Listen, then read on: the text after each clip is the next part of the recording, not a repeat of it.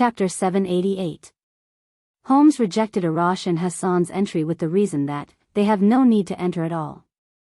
Arash was fine with it, but Hassan's bad temper couldn't be tolerated, and cursed wrist Hassan also thought that Holmes was full of problems.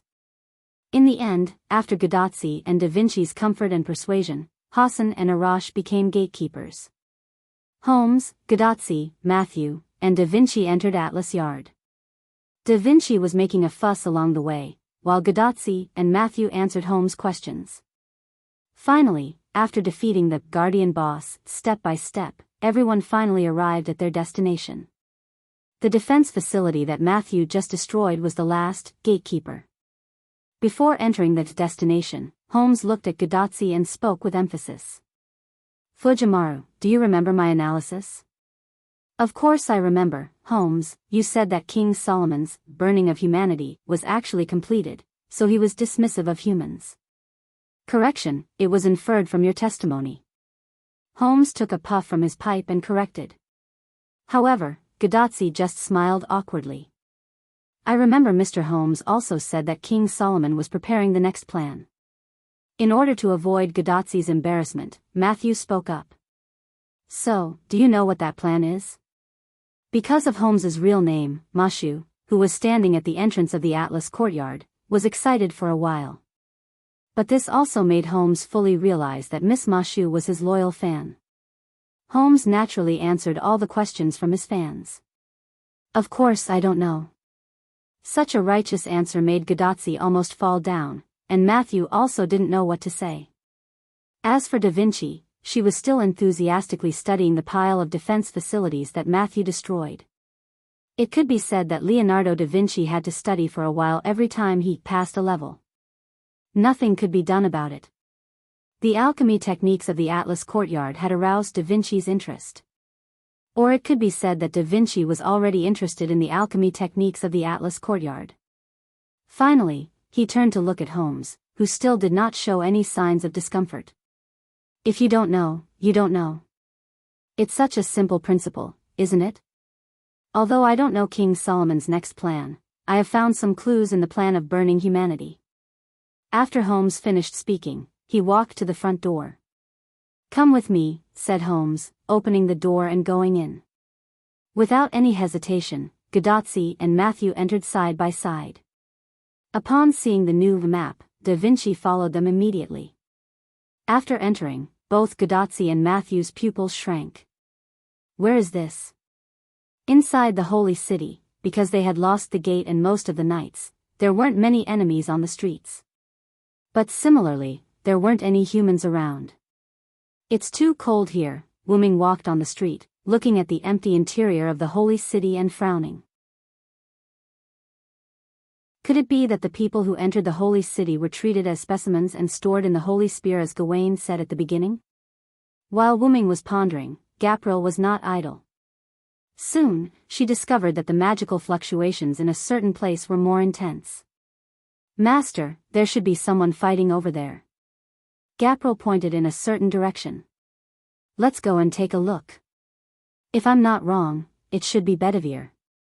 After all, apart from Wuming, Gabriel, and Bedivere, there were no other enemies here. "Yes." Gabriel flapped her wings and flew ahead of Wuming. Wuming didn't land and flew in the direction Gabriel flew. After turning a corner, Wuming saw the scene of Aguin leading a team of knights to surround Bedivere. Bedivere was dealing with the knights, while Gabriel, who had arrived first, was fighting with Aguin. Bedivere's body had been treated by Wuming's healing potion. Although it only treated the symptoms and not the root cause, it was enough for now. But because he was a human, if Bedivere didn't use Silver Arm, he wouldn't be able to defeat them under the encirclement of the knights. But protecting himself wasn't a problem. And logically speaking, Gabriel was much stronger than Aguin, but for some reason, Gabriel couldn't take down Aguin in a short time. Wuming carefully looked at Aguin and discovered that the veins under Wuming's skin were bulging as though they were about to explode, just like a berserker. Not only that, but Wuming could also feel that Aguin's mana had increased by leaps and bounds, as well as his other abilities. That was why Gabriel couldn't take down Aguin in a short time. Could it be that Aguin received the blessing? Wu Ming guessed. Or is it the result of using a large number of berserk runes? Apart from receiving the blessing of the Lion King's Holy Grail, using a large number of berserk runes could also reach Aguin's current state. But it's only a dead end. Wu Ming helplessly shook his head. Then, Wu Ming took out meteor silver from his noble artifact space and rushed towards Aguin.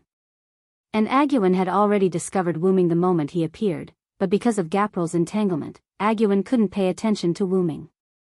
And Wu Ming actually rushed forward himself, which was completely in line with Aguin's intentions. Villo! Aguin bellowed, suddenly flinging Gapril aside and rushing towards Wu Ming. Asterisk clang. BZZT BZZT BZZT. Asterisk meteor silver and Aguin's knight's greatsword collided. After an ear-piercing collision sound, the two swords clashed and produced sparks. Go help Bedivere. Wu Ming glanced at Gapril. Gapril, who was flung away by Aguin, wanted to fight Aguin again, but since Wu Ming said so, she could only give up. And so, Gapril vented her resentment on the solemn knights. Villo ah ah ah. Aguin bellowed again, causing Wu Ming to shift his gaze. Wu Ming's expression turned solemn. He could feel that Aguin's strength was growing bit by bit, and Wu Ming felt that he would soon be unable to suppress Aguin. As someone who was extremely close to Wu Ming, Aguin could naturally feel the changes in Wu Ming. Ha ha ha. How is it? Villo. This is the power of the Holy Grail's blessing and berserk runes. How is it? Isn't it very powerful? Ahahaha. Chapter 789. Wu Ming didn't guess wrong, but Wu Ming was only half right. Not only did Agravain receive the Holy Grail's blessing, he also used the berserk spell. This caused Agravain's ability to improve by leaps and bounds, so much so that Wu Ming had to take Agravain seriously. But, the drawbacks are also very clear, Ager Regulus. Wu Ming was right. After receiving the Holy Grail's blessing and the berserk spell, Agravain's mental state was not as good as before. From an outsider's point of view, he was like a mental patient who had just escaped from a mental hospital, and a rather dangerous one at that. Ha ha ha. You're right. But as long as I defeat you, everything will be over. No one can be my king's opponent. And as long as you're not here, my king won't fall asleep every day to miss you. Just like that. Everything will be over. Ahahaha. Agravain said, and a large amount of magic instantly gushed out, and Wu Ming was violently pushed away. You're saying that Artoria falls asleep every day to miss me? Wu Ming didn't pay attention to Agerguan's other words, but he was rather moved by Agerguan's line of, I fall asleep every day to miss you. If you miss someone so much that you have to fall asleep every day, and relieve it through sleep and dreams, then that person must be very important to you. Wu Ming had an unrealistic thought. Everything the Lion King was doing was actually for him. However, Agravain didn't have the intention to answer Wu Ming's doubts. Agravain raised his knight's sword that emitted endless magic and madly charged at Wu Ming. Die die die die die ha ha ha ha ha. With messy black hair, blood-like runes engraved on his black armor, and bloodshot and slightly protruding eyes, Agravain opened his mouth wide and roared like a beast. It seemed that after meeting the person he was obsessed with, Agravain had completely lost his mind. Right now, Agurvan only wanted to eliminate the individual named Villo Siranthod. Ah! Agurvan roared as he leaped up, aimed his sword at Wu Ming, and smashed it down. As for Wu Ming, he naturally couldn't be hit. As soon as Agurvan jumped up, Wu Ming used his mana to suddenly jump back out of Agurvan's attack range. Thud. Along with the sound of the knight's boots landing on the ground, Wu Ming silently watched Agerguan raise his sword once more. Looks like I was wrong. Wu Ming said. Wu Ming was wrong. The most serious mistake he made was that he didn't trust Artoria. He didn't stand on her side. I clearly said that I would always be with her, but in the end, I stood on the opposite side of her. Wu Ming's eyes dimmed slightly. Even if his intentions were good, even if everything was for the sake of the world, and no matter how many excuses he came up with, Wuming was on the opposite side of Artoria. There was no doubt about that. If I had responded to Artoria's summon at the beginning, or if I had stood on Artoria's side after coming to this singularity, I'm afraid the outcome would have been much better. In that case, Mordred, Tristan, and Gawain wouldn't be sent away by his own hands. As for Egwene, he probably wouldn't fall into such a state of madness that he hates the most. Wuming had no intention of dodging when he saw Egwene charging at him again. It was as if he had accepted his fate. Roar! Egwene let out an inhuman roar, and the curse of madness spread all over his face. Let me take the pain for you. Wuming closed his eyes, and Egwene's knight's sword arrived in front of Wuming. Friend. As soon as Egwene's voice fell, he could clearly see the magic power sweeping across the surroundings, and the entire atmosphere froze. On the other hand, Aggerwin was frozen in midair as though he was frozen in ice. His knight's greatsword also stopped in front of Wuming. Wuming, on the other hand, opened his eyes at this moment. He opened his golden eyes that had turned pure gold at some point in time. Noble and powerful, wise and kind, mysterious and wise God, I shall obtain the divine power of the heavens, the blessing of the earth, and the wisdom of men from you. Thus, I shall become a miracle and lead the world to the dawn. Wuming's godlike words came out of his mouth, mysterious and profound. Magician incarnation, activate. He placed his hand on Egwene's knight's sword, and without saying a word, he squeezed it gently. With the help of a magic circle that faintly flashed, Egwene's knight's sword instantly turned into dust and disappeared with the wind. Crush. Wuming spoke out the name of the spell he was using as if he was the first to speak. It was as simple as the name itself. Crush. Wuming waved his hand, and with the support of magician incarnation, several lune runes appeared in the air and attached themselves to Egwene's body. The runes had the effects of awaken, dispel, and purify. In addition to the support of magician incarnation, the effect was even more outstanding. In just an instant, the scarlet runes on Egwene's body disappeared completely. However, what was more serious was that Egwene's armor was almost completely shattered, and Egwene's body was also shattered. Wuming retracted his magic power, and Egwene fell to the ground. Villo. Sir. Egwene looked at Wuming weakly. You defeated me again. Ha. Egwene wanted to laugh at himself, but in the end, he was too weak to do so. At the same time, Egwene's body was also gradually dissipating. That was the precursor to his exit. The blessing of the Holy Grail and a large number of berserk runes with serious side effects had already caused Egwene's spirit base to start collapsing. When Egwene said that everything would be over, he was actually referring to himself. Vero. Lord. I am truly envious of you, being able to accompany my king. Egwene's body began to crumble even faster as he forced himself to finish his last sentence. I really hope to be able to defeat you, once. As soon as he finished speaking, there was nothing left in front of Wuming. Only bits of blue light were left, and they disappeared with the wind.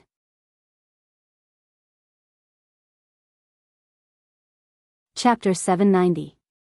Gadotsi and Matthew, who followed Holmes into the room, were stunned. Because the room in front of them was very similar to Chaldea's control room. This is Chaldea. What the hell is going on? Gadotsi held her head in shock. This was an empty Chaldea control room without any equipment such as the Chaldea lens and the Sheba lens. There was also no ceiling. Although Matthew was not as shocked as Gadotsi, he was still very shocked. No, sir, although this place is very similar to Chaldea's control room, this is not Chaldea. Holmes was not surprised that Matthew could make such a judgment. Because, although this place was very similar to Chaldea's control room, in many aspects, this place was completely different from Chaldea's control room. After all, as mentioned before, this place was very similar to Chaldea's control room. Miss Matthews' judgment is very correct, and instead of saying that this place is very similar to Chaldea's control room, it's better to say that Chaldea is very similar to this place. With a hearty smile on his face, Holmes explained to Matthew and Gadazzi. Then, he walked to the center of the control room. At this time, Da Vinci also spoke.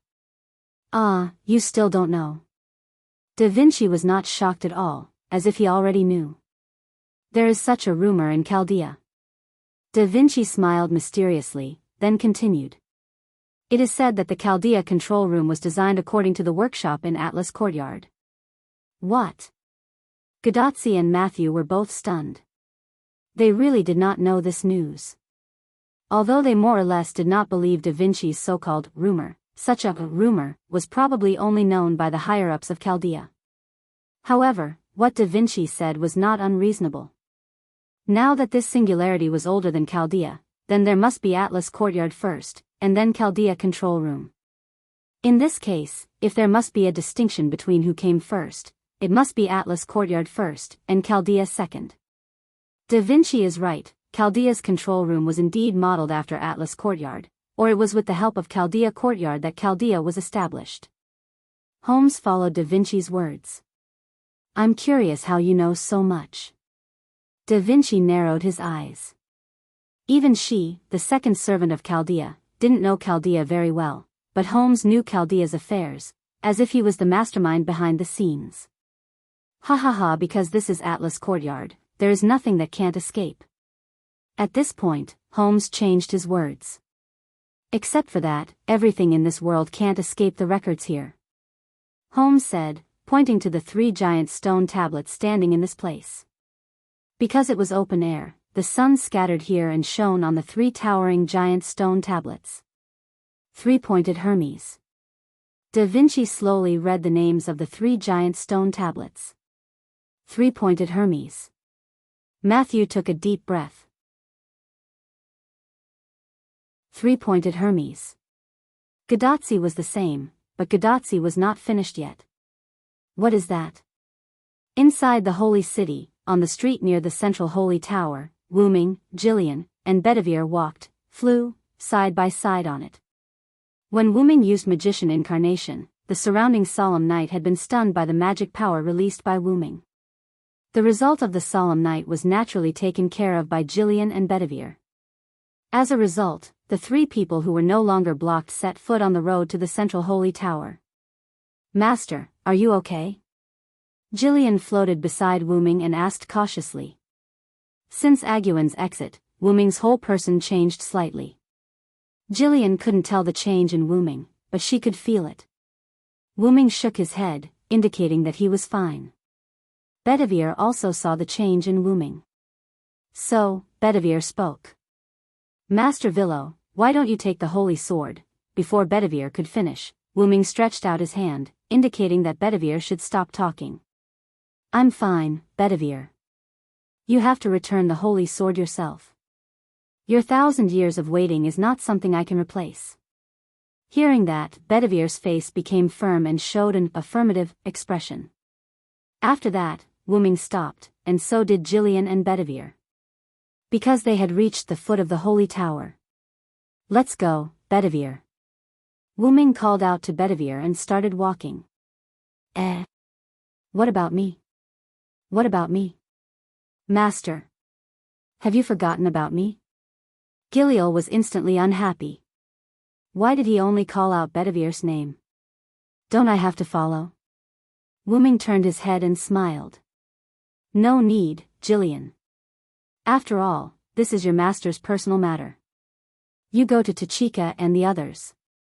Wooming finished speaking, and a portal instantly appeared above Gillian's head. Before Gopral could react, the teleportation gate started to fall as if it was affected by gravity. As a result, Gillian was swallowed by the portal. When she fell to the ground, the portal disappeared, and so did Gillian.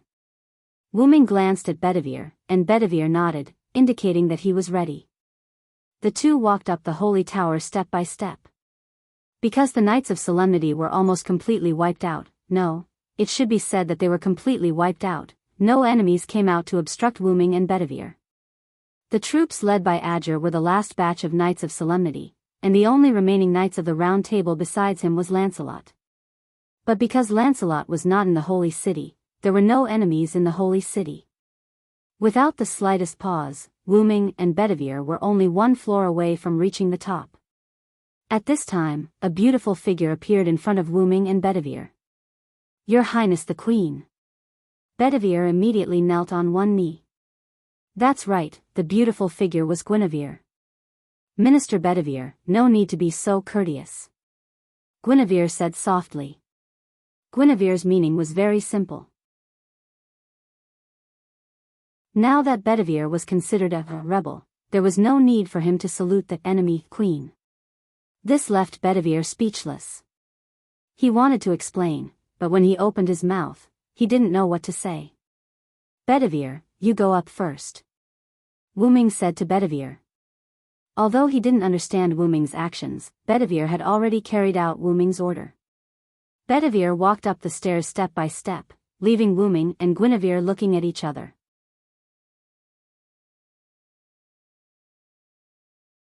Chapter 791. From the looks of it, you should know already. Guinevere crossed his arms and walked down the stairs to Wooming. Guinevere was talking about Artoria. Aguin gave me a hint. Wooming nodded. Then, Wooming showed a helpless smile. "By the way, did you know from the beginning?" Guinevere shook his head. "After you came to the holy city and left, the king talked to me a lot. I only knew then." Guinevere extended his hands. Although Wooming was wearing armor, Guinevere didn't wear a helmet, so Guinevere touched Wooming's cheek. Wooming didn't reject Guinevere's overdone action as he enjoyed Guinevere's touch. "As expected, I can't win against the king no matter what I do." Guinevere touched Wooming's face and showed a bitter smile. Although the smile was uglier than crying, "Sorry, Lia is above you." Wooming's eyes were calm as he spoke the truth without hiding anything. It wasn't irresponsible. On the contrary, it was the most responsible thing to do in Guinevere's opinion. "I know, that's why I can't win against the king no matter what." Guinevere raised his head and tried his best not to cry. Guinevere's love for Wooming was no less than the others. Whether it was falling into Morgan Le Fay's trap in the end, or descending as a berserker because of his obsession with Wooming, it was obvious that Guinevere had feelings for Wooming. But Wooming smiled. "I didn't say that I would give up on you if I chose Lia, Miss Guinevere." Wooming touched Guinevere's cheek and wiped away the tears at the corner of Guinevere's eyes with a proud smile. "This isn't Britain. I can't do whatever I want. I won't spare either you or Lia." Wooming's domineering and gentle words stunned Guinevere for a moment. When he reacted, Guinevere smiled. "Really, Sir Villo is really overbearing." She rubbed Wooming's hand, but because of the gauntlet, it didn't feel very good. "I'll be waiting for you, Mr. Villo." After Guinevere finished speaking, he leaned into Wooming's embrace, stood on his tiptoes, and wrapped his hands around Wooming's neck before gently kissing him. Guinevere looked at Wooming with eyes full of love, and then gently closed his eyes. Although Wooming was a little surprised, he immediately reacted and hugged Guinevere. He closed his eyes and enjoyed this moment of peace. After a brief kiss, the two of them separated their heads from each other. Because Wooming sucked it clean, he didn't pull the thread or anything like that. Cough cough, humph, really, Sir Villo, I didn't expect you to be so skilled. Guinevere's cheeks were slightly red as he lay in Wooming's embrace with love in his eyes. Wooming was not a newbie, but Guinevere's movements were still immature, but he was still quite skilled. "I've practiced before, but what's wrong with you?" Wooming deliberately pretended to be angry. This time, Guinevere was truly frightened. "Sir Villo, I didn't practice with anyone else. It's just that sometimes when I look in the mirror." Guinevere covered his mouth and blushed. "It's just a joke. I'll say it again, I'll always believe you." Wooming patted Guinevere's head and apologized. Although it was just a joke, Wooming was quite proud that he got Guinevere to talk. "Sir Villo, you're so..." Guinevere lowered his head. But it was time to end this. When he looked up again, Guinevere's cheeks were still blushing. "Sir Villo, this is the kiss I promised you. I'll always be waiting for you." it's a promise. In front of the three-pointed Hermes in the Atlas courtyard. Holmes explained a lot, but Gadotsi didn't understand the three-pointed Hermes at all. After all, Gadotsi's magic theory wasn't enough. So Holmes gave a rather simple explanation of Goo Goo. In the end, Da Vinci summarized it with one sentence. Simply put, it's a world-class encyclopedia that answers all questions. I see, it's a bit like the internet on a computer. Gadotsi clenched her left fist and punched her right hand. Senior's analogy is very apt. Matthew said awkwardly. As long as you understand. Holmes took a puff from his pipe and smiled. Just like a detective, there were many mysterious events that couldn't be understood. But those weren't important. As long as there were completely reliable clues and logical reasoning, the famous detective could find the murderer. It was as simple as 1 + 1 is equal to 2. Although sometimes it was equal to 3, ahem, all in all, as long as you understand. While I was in the Atlas courtyard, I used this three-pointed Hermes to search for a lot of information about human combustion. Holmes turned his back to Gadotsi and the others. So, Mr. Holmes, did you solve the mystery? Miss Matthew, who was a fan of Holmes, was very excited. Ahem, that's not the point. Holmes tilted his head and looked at Matthew. I can't believe Roman. What? There's something wrong with Dr. Roman. Gadotsi repeated Holmes' words in shock. But, why? Matthew was also puzzled by Holmes' words. No one was surprised that Holmes knew about Roman. After all, this was the Atlas courtyard. Holmes could even collect information about Gadotsi, Matthew, and Da Vinci. It was impossible that Roman, the head of a normal Chaldea medical institution, couldn't collect information about him. According to my investigation, in the Holy Grail War in 2004, Maris Billy Animsphia was also involved. Holmes' voice came. Animsphia? This surname, could it be? Gadotsi was stunned. She didn't know Maris Billy, but she noticed this person's surname. It was the same surname as Olga Marie. That's right, sir. Maris Billy Animsphia is the former director of Chaldea, the father of director Olga Marie, Matthew confirmed. After slaughtering the other 6 participants in the Holy Grail War, he won the final victory and obtained the Holy Grail, Holmes continued. Wait, that means, the former director had already obtained a Holy Grail before the Anthropocene. Matthew was shocked. Then what did the former director wish for? Gadotsi asked curiously. Ahem, that's still not the point. Holmes shook his head again. The point is, in that war, Maris Billy also fought with an assistant, and this assistant was specially promoted to Chaldea the next year and became the head of the medical institution in Chaldea at the age of 22. After that, Holmes took a puff from his pipe and exhaled. That person, could it be? Matthew opened his eyes wide and said slowly. Yes, that person is Roman. At this time, Da Vinci, who had been silent, suddenly spoke.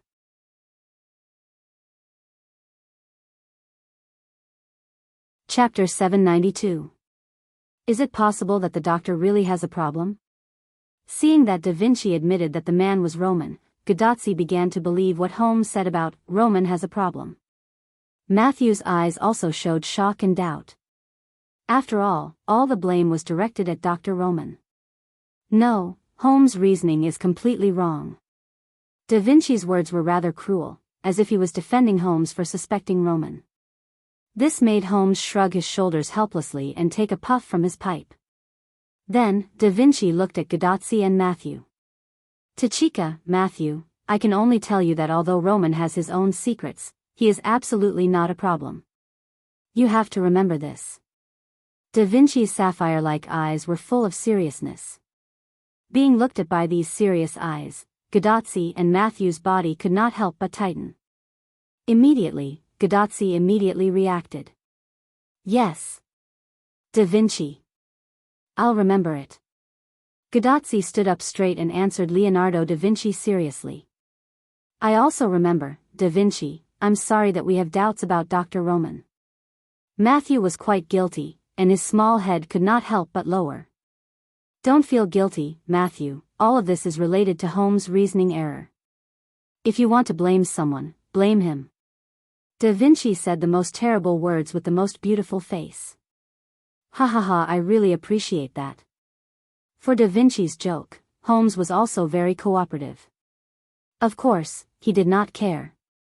With Da Vinci's guarantee, then I will temporarily put Dr. Roman on the alibi list. After all, with the three-pointed Hermes, Holmes also knew that as one of the first servants to appear in Chaldea, Da Vinci was a founding father-level figure. Since there was Da Vinci's guarantee, it was not impossible to believe Roman for the time being. However, Roman was still under Holmes' suspicion. After all, Holmes had said, for now. Oh, right. Gadazzi suddenly shouted. Mr. Holmes, can this three-pointed Hermes help us find the location of the Sun King? Gadazzi suddenly had an idea. After all, their purpose in coming to the desert this time was not to look for the Atras Academy, but to conquer the Sun King. After all, Sherlock Holmes had said that apart from a certain existence that could not be recorded by the three-pointed Hermes, everything in this world was recorded by the three-pointed Hermes. In that case, it should be possible to get Holmes to help find out where the Sun King was. Don't worry about that. Someone will take you to the Sun King later. Holmes laughed heartily. Will someone take us there? Gadazzi didn't understand. She couldn't imagine who would take them to the Sun King. Well, it's time for you to go. Holmes didn't continue to explain to Gadazzi and started to drive them away. Mr. Holmes, are you not going to come with us? Matthew opened his big eyes and looked puzzled. According to the past practice, new friendly servants should act together with them. I won't. I still have some things to do here.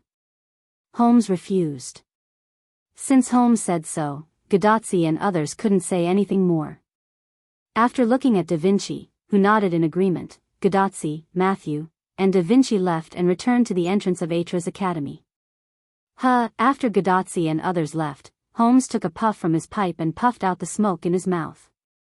So, let's start a new round of reasoning, my friend. Holmes turned his head, and a silver-white figure was reflected in Holmes' retina. In the central tower of the Holy City, Wuming didn't delay at all. After saying goodbye to Guinevere, he went to the highest floor. What was reflected in Wuming's eyes was Bedivere, who was kneeling on one knee as if he was offering something. With a satisfied expression, his body turned into debris and was blown away by the wind from afar. And in front of the broken Bedivere, there was no doubt that the fully armed Lion King, Artoria Pendragon. Although Wuming wasn't very clear about what Bedivere did during the time when he didn't come up, he could guess it even if he guessed. Return the Holy Sword.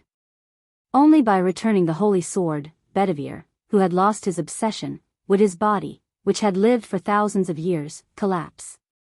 After all, the human body will undoubtedly turn into dust after thousands of years. But in this way, after returning the Holy Sword, Artoria's Holy Spear should also disappear. Anyway, Wuming didn't see the Holy Spear in Artoria's hand. Villo, no, I should call you Wuming, right? Artoria, who was fully armed and whose face couldn't be seen, said while disarming her armor. She was still wearing the revealing blue tights and a small red cloak on the collar. But the point was that Artoria's eyes, which were originally shining, had lost its light. It wasn't the so-called highlight, but it felt different. The original Lion King Artoria was like a goddess, but now, Artoria's goddess aura had basically completely disappeared. Instead, she was more like a king who understood people's hearts. Well, she understood people's hearts in all aspects. Yeah, I'm sorry. For Artoria to be able to say Wuming's name, Wuming wasn't surprised at all. Although it was a long time ago, Wuming still remembered that Wuming once told Artoria his name. Artoria didn't react to Wuming's apology. After all, she had grown up and was no longer the little girl who didn't understand people's hearts. I don't accept your apology, Artoria said righteously and frankly. Well. Wuming was speechless, but it was also within Wuming's expectations. It wasn't that Artoria didn't accept Wuming's apology, but because Wuming was prepared for any response from Artoria, whether positive or negative. After all, no matter if she was a girl or a queen, as long as she was a woman, her thoughts and actions were not something you could understand in a short time. I'm sorry, I'll let you do whatever you want, but please let me know before I die. Wu-Ming said as he walked toward Artoria. The plan you prepared, is it really for me? However, Artoria was thinking about Peach. Of course not.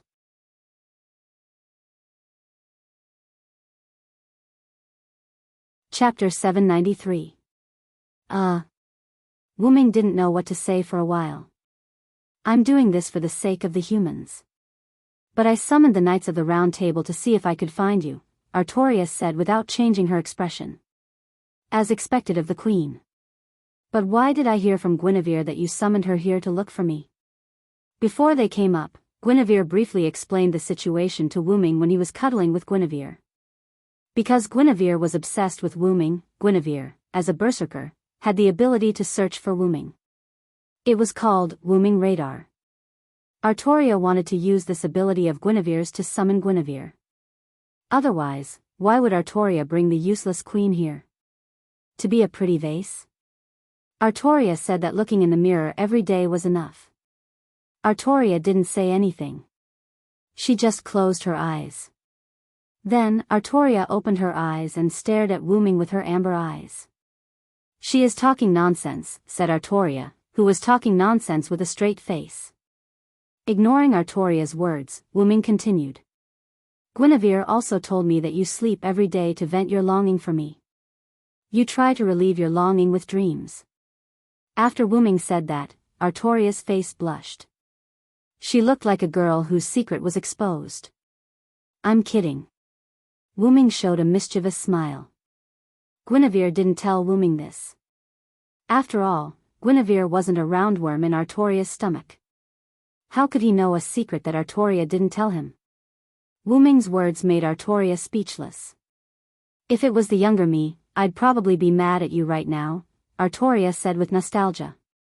Of course, Artoria was referring to the younger me before she became a queen. Maybe I won't be mad at you like a little girl anymore. As a queen, she had to look at the big picture. No matter what, as a queen, she had to be steady and reliable. Artoria, who wanted to become an ideal queen, had already met her ideal requirements. So what? Wu-Ming didn't think there was anything wrong with Artoria like this. As long as we love each other, nothing is a problem. Walking in front of Artoria, Wu-Ming put on his most perfect smile. Artoria also smiled. Artoria, with the corners of her mouth slightly raised, looked quite handsome and beautiful at this moment. As expected, you can only be my queen. Guinevere had no choice but to step aside. Artoria said as she grabbed Wu-Ming's armor by the collar and pulled him in front of her. Wait. Wait a minute, Lia, you. Staring at Artoria who was about to kiss him and savor her sweet scent, Wu-Ming blushed for the first time. As a queen, I don't care about small things. I want to admit that I miss you, because I want you to be my queen. Artoria said in a domineering tone. Wu-Ming was stunned. No, but... Wu-Ming was at a loss for words. He did not know what to say. Normally, such words would be said by a man like him.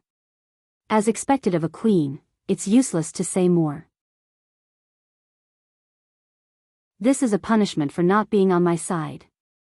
It's also compensation for missing you, Artoria said as she kissed Wu-Ming.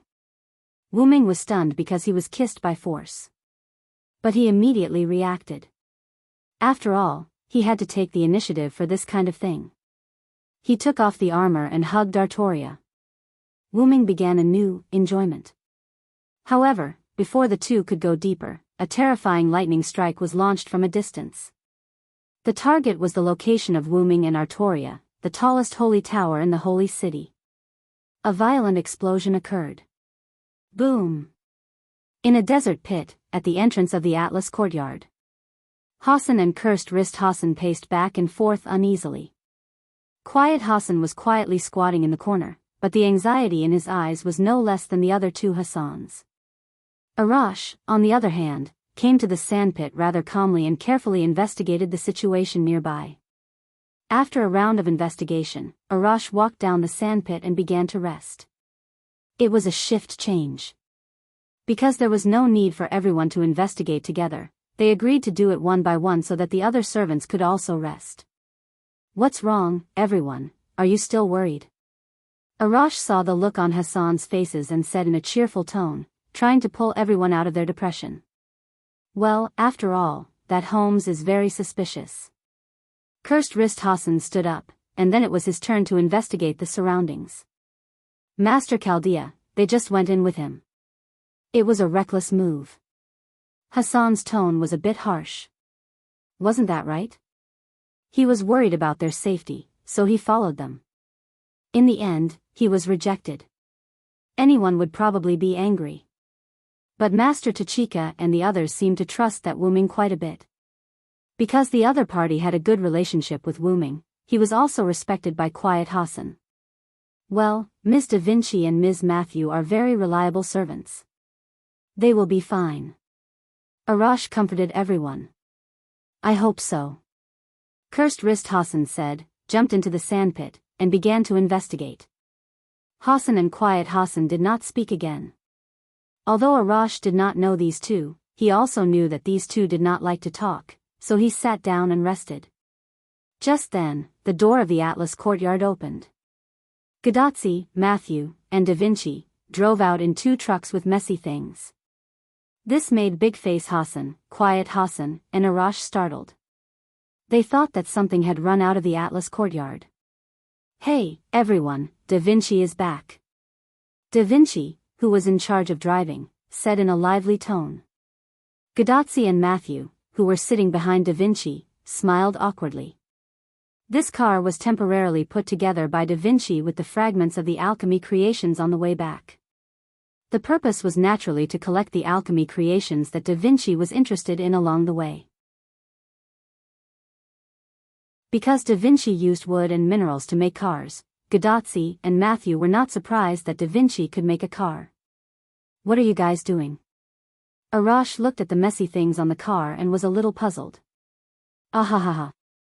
Da Vinci wanted to pick them up personally, we couldn't help it."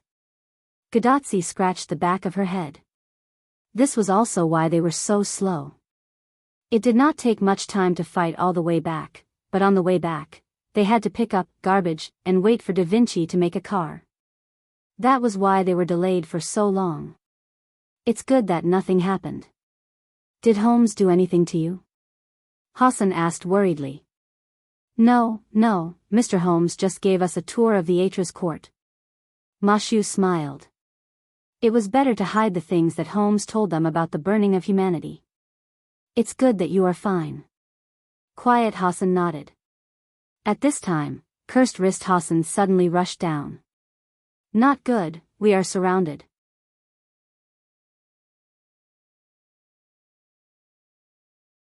Chapter 794. What? Whether it was Hassan, Arash, Gadazzi, or Matthew, everyone was shocked. "We're surrounded?" Da Vinci did not panic. Instead, he sat in the car and thought about something. "Mr. Cursed Wrist Hassan, did you see who the enemy is?" After getting out of the car, Matthew immediately asked Cursed Wrist Hassan, who had just gone to investigate. "They're from the Holy City. The leader is the Knight of the Round Table, Lancelot," Cursed Wrist Hassan said in a heavy tone. Hassan had dealt with the Knights of the Round Table for a long time and naturally knew them. However, it was because of this that Cursed Wrist Hassan's tone was heavy. Lancelot is known as the strongest person below the British Silver Dragon. It is said that other than the British Silver Dragon Villo, no one among the Knights of the Round Table can defeat him. Even Gawain, who was favored by the sun, was defeated by Lancelot in the mythical history records. Lancelot. Matthew was a little stunned as if he was thinking about something. "Are you okay, Matthew?" Gadazzi, who got out of the car with Matthew, held Matthew's hand and asked with concern. "I'm fine, Senior. After all, that Knight Lancelot is Mr. Galahad's father. I'm about to face Mr. Lancelot. I feel a little strange." Matthew explained the reason with a strange expression. Don't worry, Matthew. Even if your father comes, I'll be by your side to support you. Gadotsi thought that Matthew, who was affected by the Galahad's spiritual base, was afraid of facing his father. Hence, she encouraged Matthew. However, Matthew looked embarrassed. No, Senior. How should I put it? I don't know why, but I just want to go out and teach Mr. Lancelot a lesson. Matthew's eyes turned cold. So it's not that you're afraid of being close to your father. This time, it was Gadotsi's turn to be embarrassed. All right. Tachika and Matthew, both of you calm down. It's not certain whether we'll fight or not. Da Vinci made a sound and signaled Gadotsi and Matthew to calm down first. Gadotsi and Matthew subconsciously repeated, it's not certain whether we'll fight or not. Miss Da Vinci, why would you say that? Cursed Wrist Hassan walked up to Da Vinci and wanted to ask. He did not think that the Knights of the Round Table would let Hassan go, nor did he think that the Knights of the Round Table would let Chaldea go. Although the phrase, there are no eternal enemies, only eternal benefits, was well said, there was no benefit between them. The other party wanted to kill them all, and Chaldea's men had to protect the people that the other party wanted to kill. Therefore, to them, who had already become enemies and had no benefits, there was no need for them to reconcile. Not to mention that the other party was a Knight of the Round Table who obeyed the Lion King's every command, so it was even more impossible for them to negotiate. Well, after all, we can't run away, right? Da Vinci got off the car and came to the ground. He patted his car. Although we can also rely on this car to try to rush out, the possibility of it being destroyed halfway is quite high. After walking to the back of the crowd, Da Vinci turned around. So, let's see what the other party's intentions are. Gadotsi and Matthew were the first to nod. After all, there was no other way. Cursed Wrist Hassan, Hundred Face Hassan, and Tranquil Hassan looked at each other, and then nodded after getting the consent of the other two. In that case, let me be the vanguard. After all, someone had to make contact with the other party first to determine the other party's intentions. Otherwise, if everyone went to talk to the other party together and the other party was hostile, they would be walking right into a trap. Without waiting for Gadotsi and the others to agree, Arash jumped into the sandpit with a big stride. Mr. Arash. Matthew called out instinctively, but Arash had already left. Don't worry, Sir Matthew, Arash is not a weak existence. Cursed Wrist Hassan comforted him. After all, he was a great hero who tore the land apart. Let's go, everyone. Let's follow and take a look. Da Vinci suggested.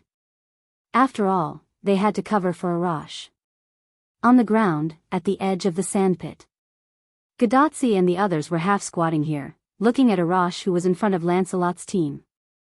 Arash, who was close to Lancelot's team, was not attacked by Lancelot. On the contrary, Lancelot seemed to be on the same side. Anyway, facing the vigilant Arash, Lancelot looked like he had a headache. Gadotsi and Matthew were confused. Is Lancelot really going to reconcile with us? Gadotsi said instinctively. I hope so. Whether it was on behalf of Galahad or as Matthew himself, Matthew hoped that Lancelot could stand on their side. Emotionally, Lancelot was Galahad's father, and Matthew did not want her and Lancelot to oppose each other. Logically, Lancelot was a powerful knight of the Round Table and a very reliable helper. Lancelot said something to Arash, and in the end, Lancelot had his team stay where they were. He kept a distance from Arash and followed Arash to the sandpit. It seemed that Lancelot was going to fight alone. When Lancelot approached, Cursed Wrist Hassan, Redeemer Hassan, and Tranquil Hassan immediately rushed out and surrounded Lancelot in a triangular formation. Hassan, please don't do anything. Please believe me. I'm on your side, Lancelot said calmly, as if it was a matter of course. You have no reason to be on our side, Cursed Wrist Hassan said vigilantly with a dagger in his hand. Looking at how vigilant Hassan was, and then looking at Gadotsi, Matthew, and Da Vinci at the edge of the sandpit, Lancelot lowered his head subconsciously. In fact, it was because Lancelot saw Matthew and panicked for a moment. Matthew, Gadazzi, and Da Vinci walked over and asked Lancelot. Mr. Lancelot, do you have any evidence to prove that you're on our side? Matthew looked impartial. Didn't Sir Villo tell you? Lancelot was puzzled. Gadazzi and Matthew looked at each other and shook their heads. Sir Villo didn't tell me anything about you. Matthew's heartless words hurt Lancelot a little, but as a father, he had to be strong. Actually, Sir Villo came to me before, and I had already betrayed him, Lancelot explained. Then why did you lead your troops to attack my village? Cursed Wrist Hassan questioned. The dagger in his hand reflected the light of the sun, and it was chilling. As if responding to each other, Redeemer Hassan's dagger and Tranquil Hassan's poisoned blade also emitted a strange light. This. Sir Villo asked me to continue to stay as a spy under the king, so I had to lead my troops to attack your village. Lancelot tried to explain, but Redeemer Hassan was the first to voice his disbelief. Quibble. Gadazzi and Matthew did not know what to do at the moment, and Arash also frowned. Da Vinci, on the other hand, smiled as if she had seen through everything, but she did not say anything. In this stalemate, a male voice came from behind Gadazzi and the others. All right, everyone put down your weapons. Lancelot is one of us.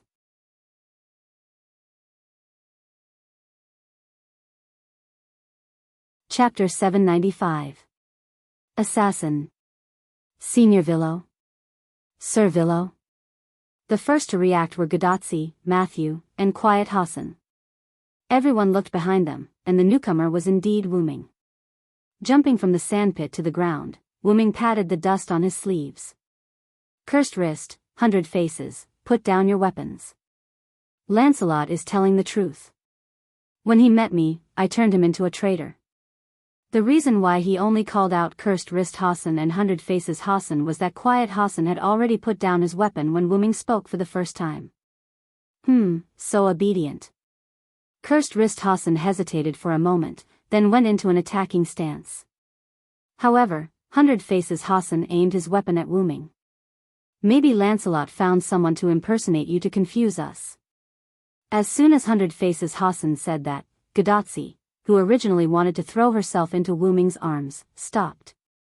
Quiet Hassan, who was standing beside Wuming at some point, also became slightly vigilant. Indeed, what 100 Faces Hassan said was possible. After all, the timing of Wuming's appearance was too coincidental. In the face of 100 Faces Hassan's suspicion, Wuming naturally had a way to prove himself. Wuming waved his hand, and in an instant, a strange black-purple portal opened above his head. The portal instantly freefall and swallowed 100 Faces Hassan at an extremely fast speed. Then, another portal opened above the sandpit. In an instant, a black object fell out of this portal. The former was the entrance, and the latter was the exit. 100 Faces Hassan fell into the sandpit without a doubt.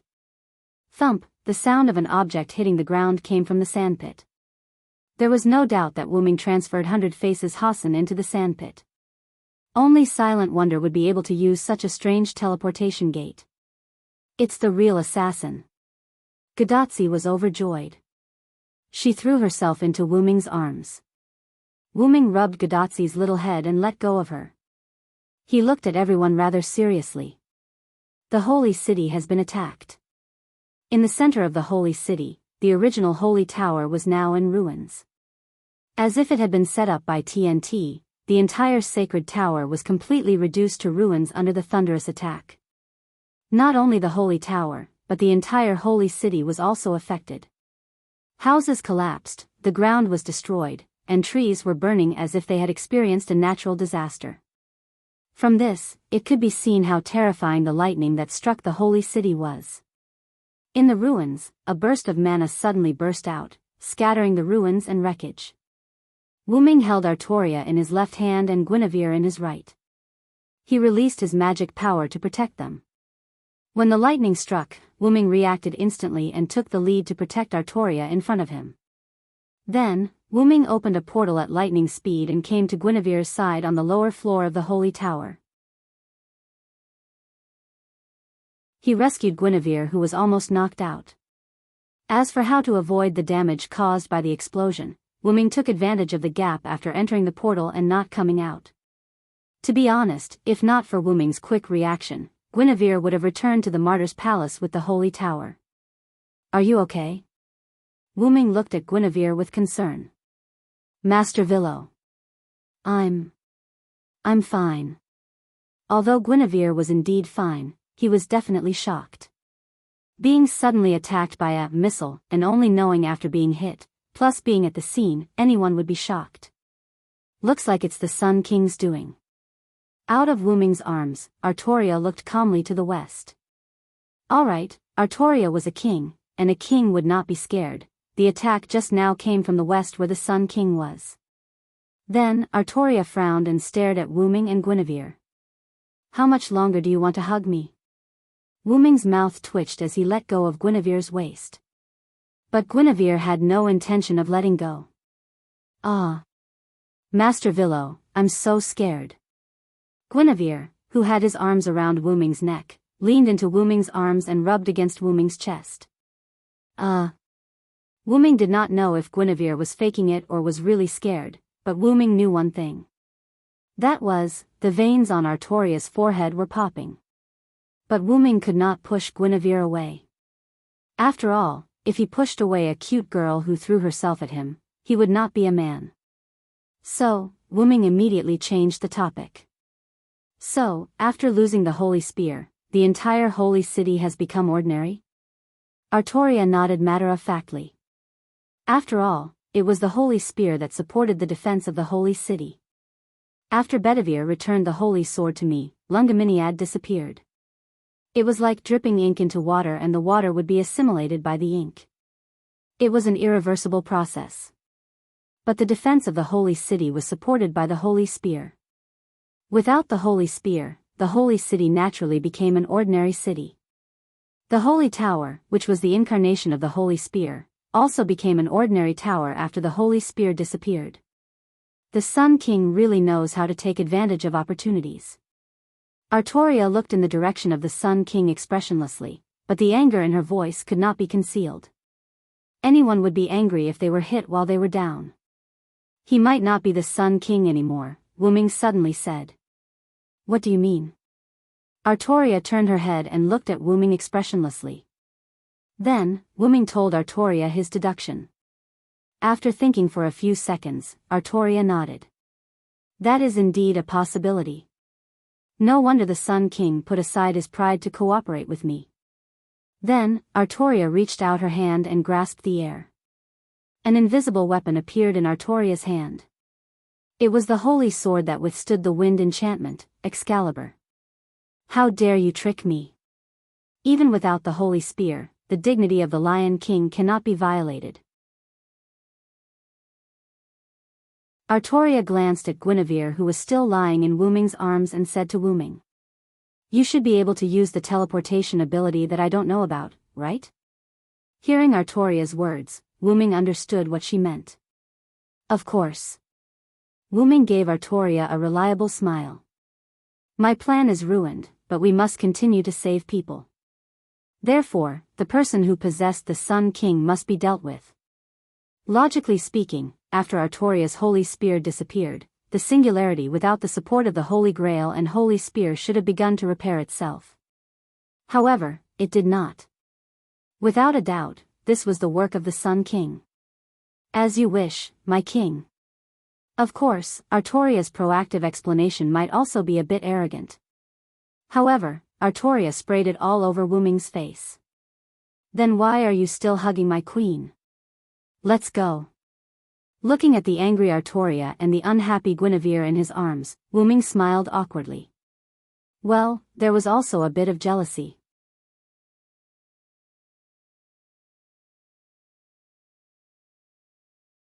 Chapter 796. The one who was most concerned about the attack on the Holy City had to be Lancelot. "Sir Villo.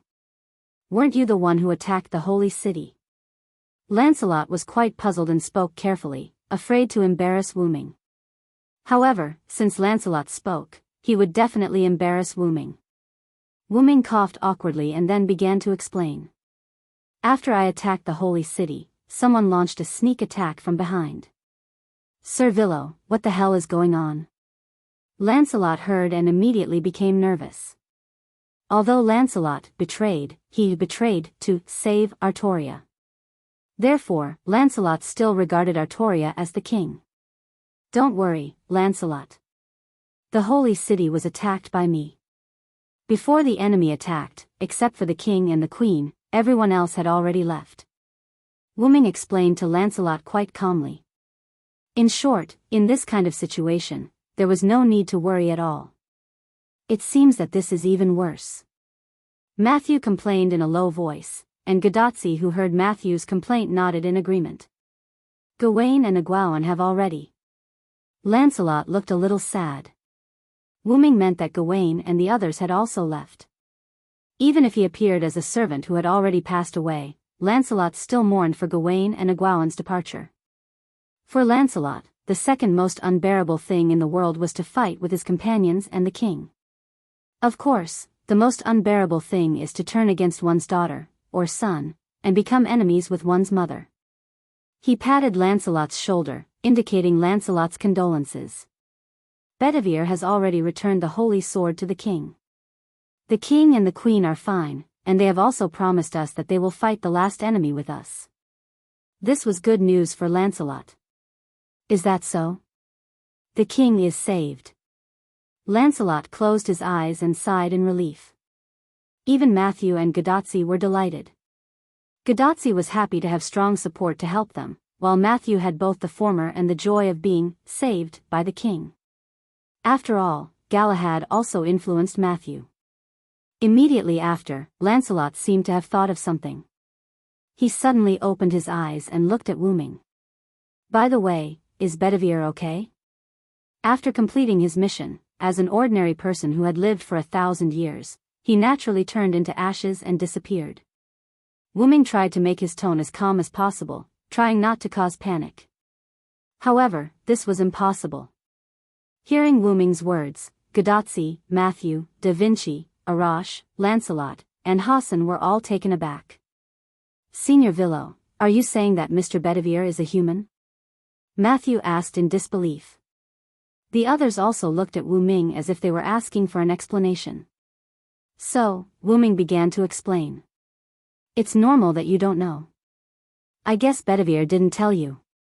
However, one thing is clear, Bedivere is a human and not a servant. This is true. This should be Merlin's ability. Lancelot sighed. In his impression, only Merlin had the ability to let an ordinary person live for so long. Then how did Mr. Bedivere live for 1,000 years? Matthew shook his lips and was quite sad. The others also lowered their heads to express their condolences to Bedivere. Including Hassan, who had always been hostile to Knights of the Round Table. After all, unlike the servants, Bedivere was a real human being. An ordinary human being could live for 1,000 years. The point was that loneliness, that persistence, it was not something that anyone could endure and persist. Bedivere was able to survive alone. In addition to Merlin's help, there was also an extremely persistent belief. You must return the holy sword to my king, you must. With this in mind, Bedivere persevered and walked down this path, achieving success. So, what Bedivere needed was not sympathy and pity, but respect.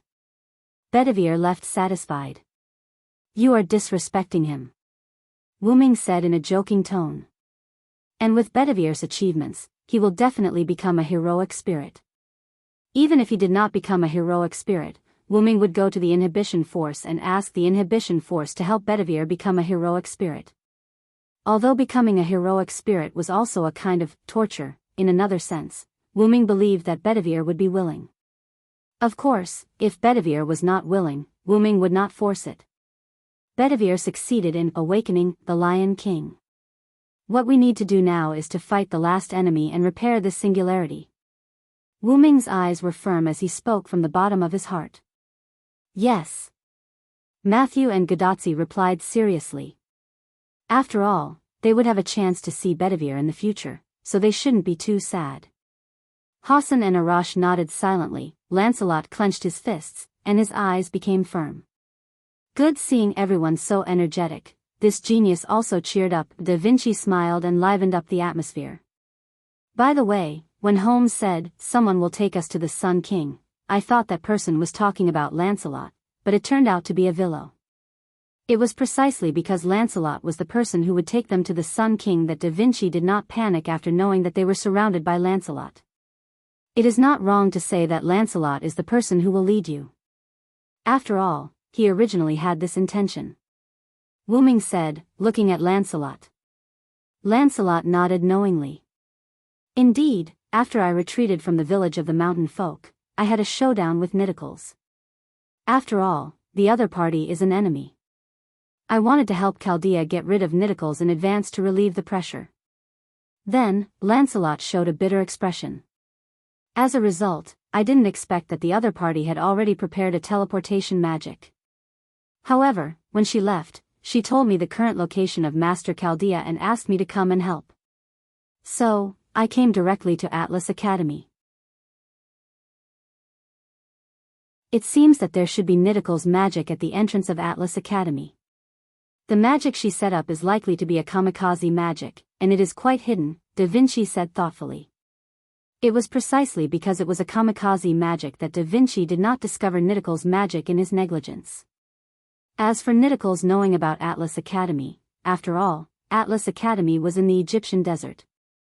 It was normal for Niticles to know about Atlas Academy. Thus, when they entered the Atlas courtyard, they triggered Niticles' spell, which allowed Niticles to learn of their whereabouts. That's not right, Wu Ming suddenly said. Everyone looked at Wu Ming. Niticles returned to the Sun King's great temple, right? Wu Ming looked at Lancelot. Lancelot nodded. It should be so. After all, she is one of the Sun King's people. But the Sun King, he might not be the Sun King anymore, Gadotsi said in a heavy tone. Then, Matthew showed a worried expression. Miss Niticles is in danger.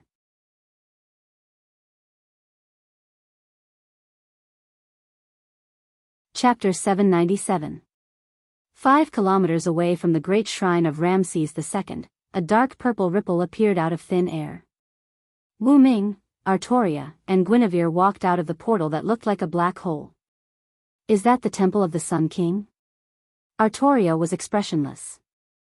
She looked at the buildings in the distance with cold eyes. Although Artoria knew that the Sun King had a shrine, she had never seen it before. Ramses II was the same. He knew where the holy city was, but just like Artoria had never seen his great shrine, Ramses II had never seen the holy city. Because both of them needed to stay in their headquarters. Because the enemy set up defensive spells around the place, I can't directly teleport in. Therefore, Wu Ming chose to open the portal 5 kilometers away from the shrine. Anyway, it was only 5 kilometers, which was not far for a servant. Of course, even if she was teleported to a place further away, Artoria would not care too much about it in her current state. Let's go, Artoria said coldly and handsomely. Then she started walking toward the buildings. This gave Guinevere a fright. My king, are you going to break in? It was not that Guinevere was scared, but now that Artoria had lost her holy lance, she might not be a match for Ramses II's great shrine. She was not afraid of dying, but she was against dying meaninglessly. However, Guinevere's real thoughts were, I want to stay with Sir Villo for a while more. As a pillow person, Artoria naturally knew what Guinevere was thinking. Artoria was already quite unhappy with Guinevere's behavior, and now she was even more unhappy. You can go back to the holy city. My king, you want me to go back to the holy city that has become a ruin? What if something bad happens to me? Guinevere covered his face and cried while taking the initiative to lie in Wu Ming's arms. Artoria did not say anything, but the bulging veins on her forehead made Wu Ming, who was holding Guinevere, gulp nervously. Artoria knew that Guinevere was not as weak as he looked. After all, he was a berserker, wasn't he? Wu Ming, who felt that the atmosphere was not right, quickly changed the topic. Actually, if we could open a portal in the Great Shrine, we wouldn't have to enter the danger zone at all. That was because they would be able to unleash their precious artifacts at the teleportation gate. Not only would they be able to attack the other party, they would also be able to ensure their own safety. So, can we do it now? Artoria stared at Wooming. No. No, then what's there to say? It's time to go, my knight. After giving Wooming a stern look, Artoria strode toward the temple complex. Seeing this, Wooming smiled happily. Artoria had also grown into a real queen. Actually, I have another idea. Hearing this, Artoria stopped and turned her head around. What is it? However, Wooming only smiled and kept her in suspense. In the other direction of the great shrine, also 5 kilometers away, the same dark purple ripples suddenly appeared. This time, it was still Wooming who walked out of the portal, but the people behind him were not Artoria and Guinevere, but Gadotsi and the others who were previously in the Atlas Academy. That's the great shrine of the Sun King. Gadotsi pointed excitedly. This time, they came to the right place. Senior Villo, is the Lion King not here? Is she not here yet? Matthew looked around and then looked at Wooming in confusion. Before this, Wooming said that the Lion King was coming to help them. Therefore, Matthew thought that the Lion King should have arrived a long time ago. They are indeed here, but they are not here, they are on the other side. After explaining, Wooming looked around to make sure that everyone had come out of the portal, then Wooming closed the portal. Now, let's start attacking the great shrine. Is it okay to be in such a hurry? Cursed Wrist Hassan was worried. Of course, it's okay because we are not the main attackers. Wooming smiled slightly. In other words, they had enough time to prepare since they were not the main attackers. However, if they did not hurry, they might not be able to make it in time. Do you mean that the Lion King is the main attacker? Hassan instantly understood. Villo, I remember you said that after Bedivere returned the holy sword to the Lion King lost the holy spear. In that case, let me break the defense of the great shrine with my noble phantasm. Arash volunteered to step forward. Forget it. The previous promise was only temporary. With me around, there's no need to sacrifice your companions. Wooming smiled jokingly. Then, Wooming seemed to feel something and was stunned. Before everyone could react, Wooming snapped his fingers. The portal appeared under everyone's feet, and everyone was instantly teleported away. In the next second, everyone was in the sky. Wah, eh. It seems to be okay. Gadotsi shouted in shock, but then she realized that there seemed to be a transparent land here. This is the ground built by my spirit. Let's stay here for a while. The show is about to begin. The ground is built purely by spirit? Hassan was shocked. How strong must one's spirit be to build a ground that could withstand 8 people? It is indeed built purely by spirit. Da Vinci squatted down and studied it with interest. Da Vinci, don't mess around. If something goes wrong, we will all fall. Gadotsi swallowed her saliva. Even if it was the ground, it was transparent. Looking at this height, they would definitely become meat paste if they fell. Although Matthew was a little nervous, she was constantly adapting. Matthew even felt a little excited now. Then, Matthew asked. Senior Villo, what do you mean by good show? Matthew's focus was different from others. She noticed the good show that Wooming mentioned. Wooming, who was about to answer Matthew, was stunned again, and then said. It's now. Boom, a sound like a stormy sea came from the ground to the sky where Gadotsi and the others were. Everyone looked down subconsciously. With a glance, everyone could not help but widen their eyes. It was not a stormy sea, but a real stormy sea. The water that came out of nowhere. Or rather, the torrential flood that came out of nowhere was rushing toward the grand shrine at an extremely fast speed. Not only that, several attentive people, such as Matthew, Hassan, and Arash, also noticed that it was not only the desert below them that had a flood.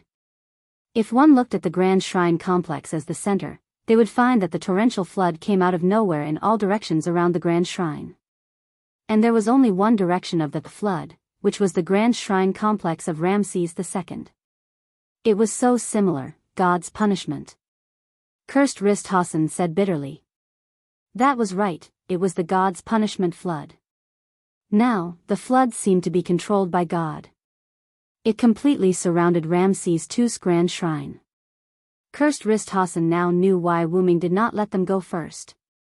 It was because this was a battle that exceeded their limits.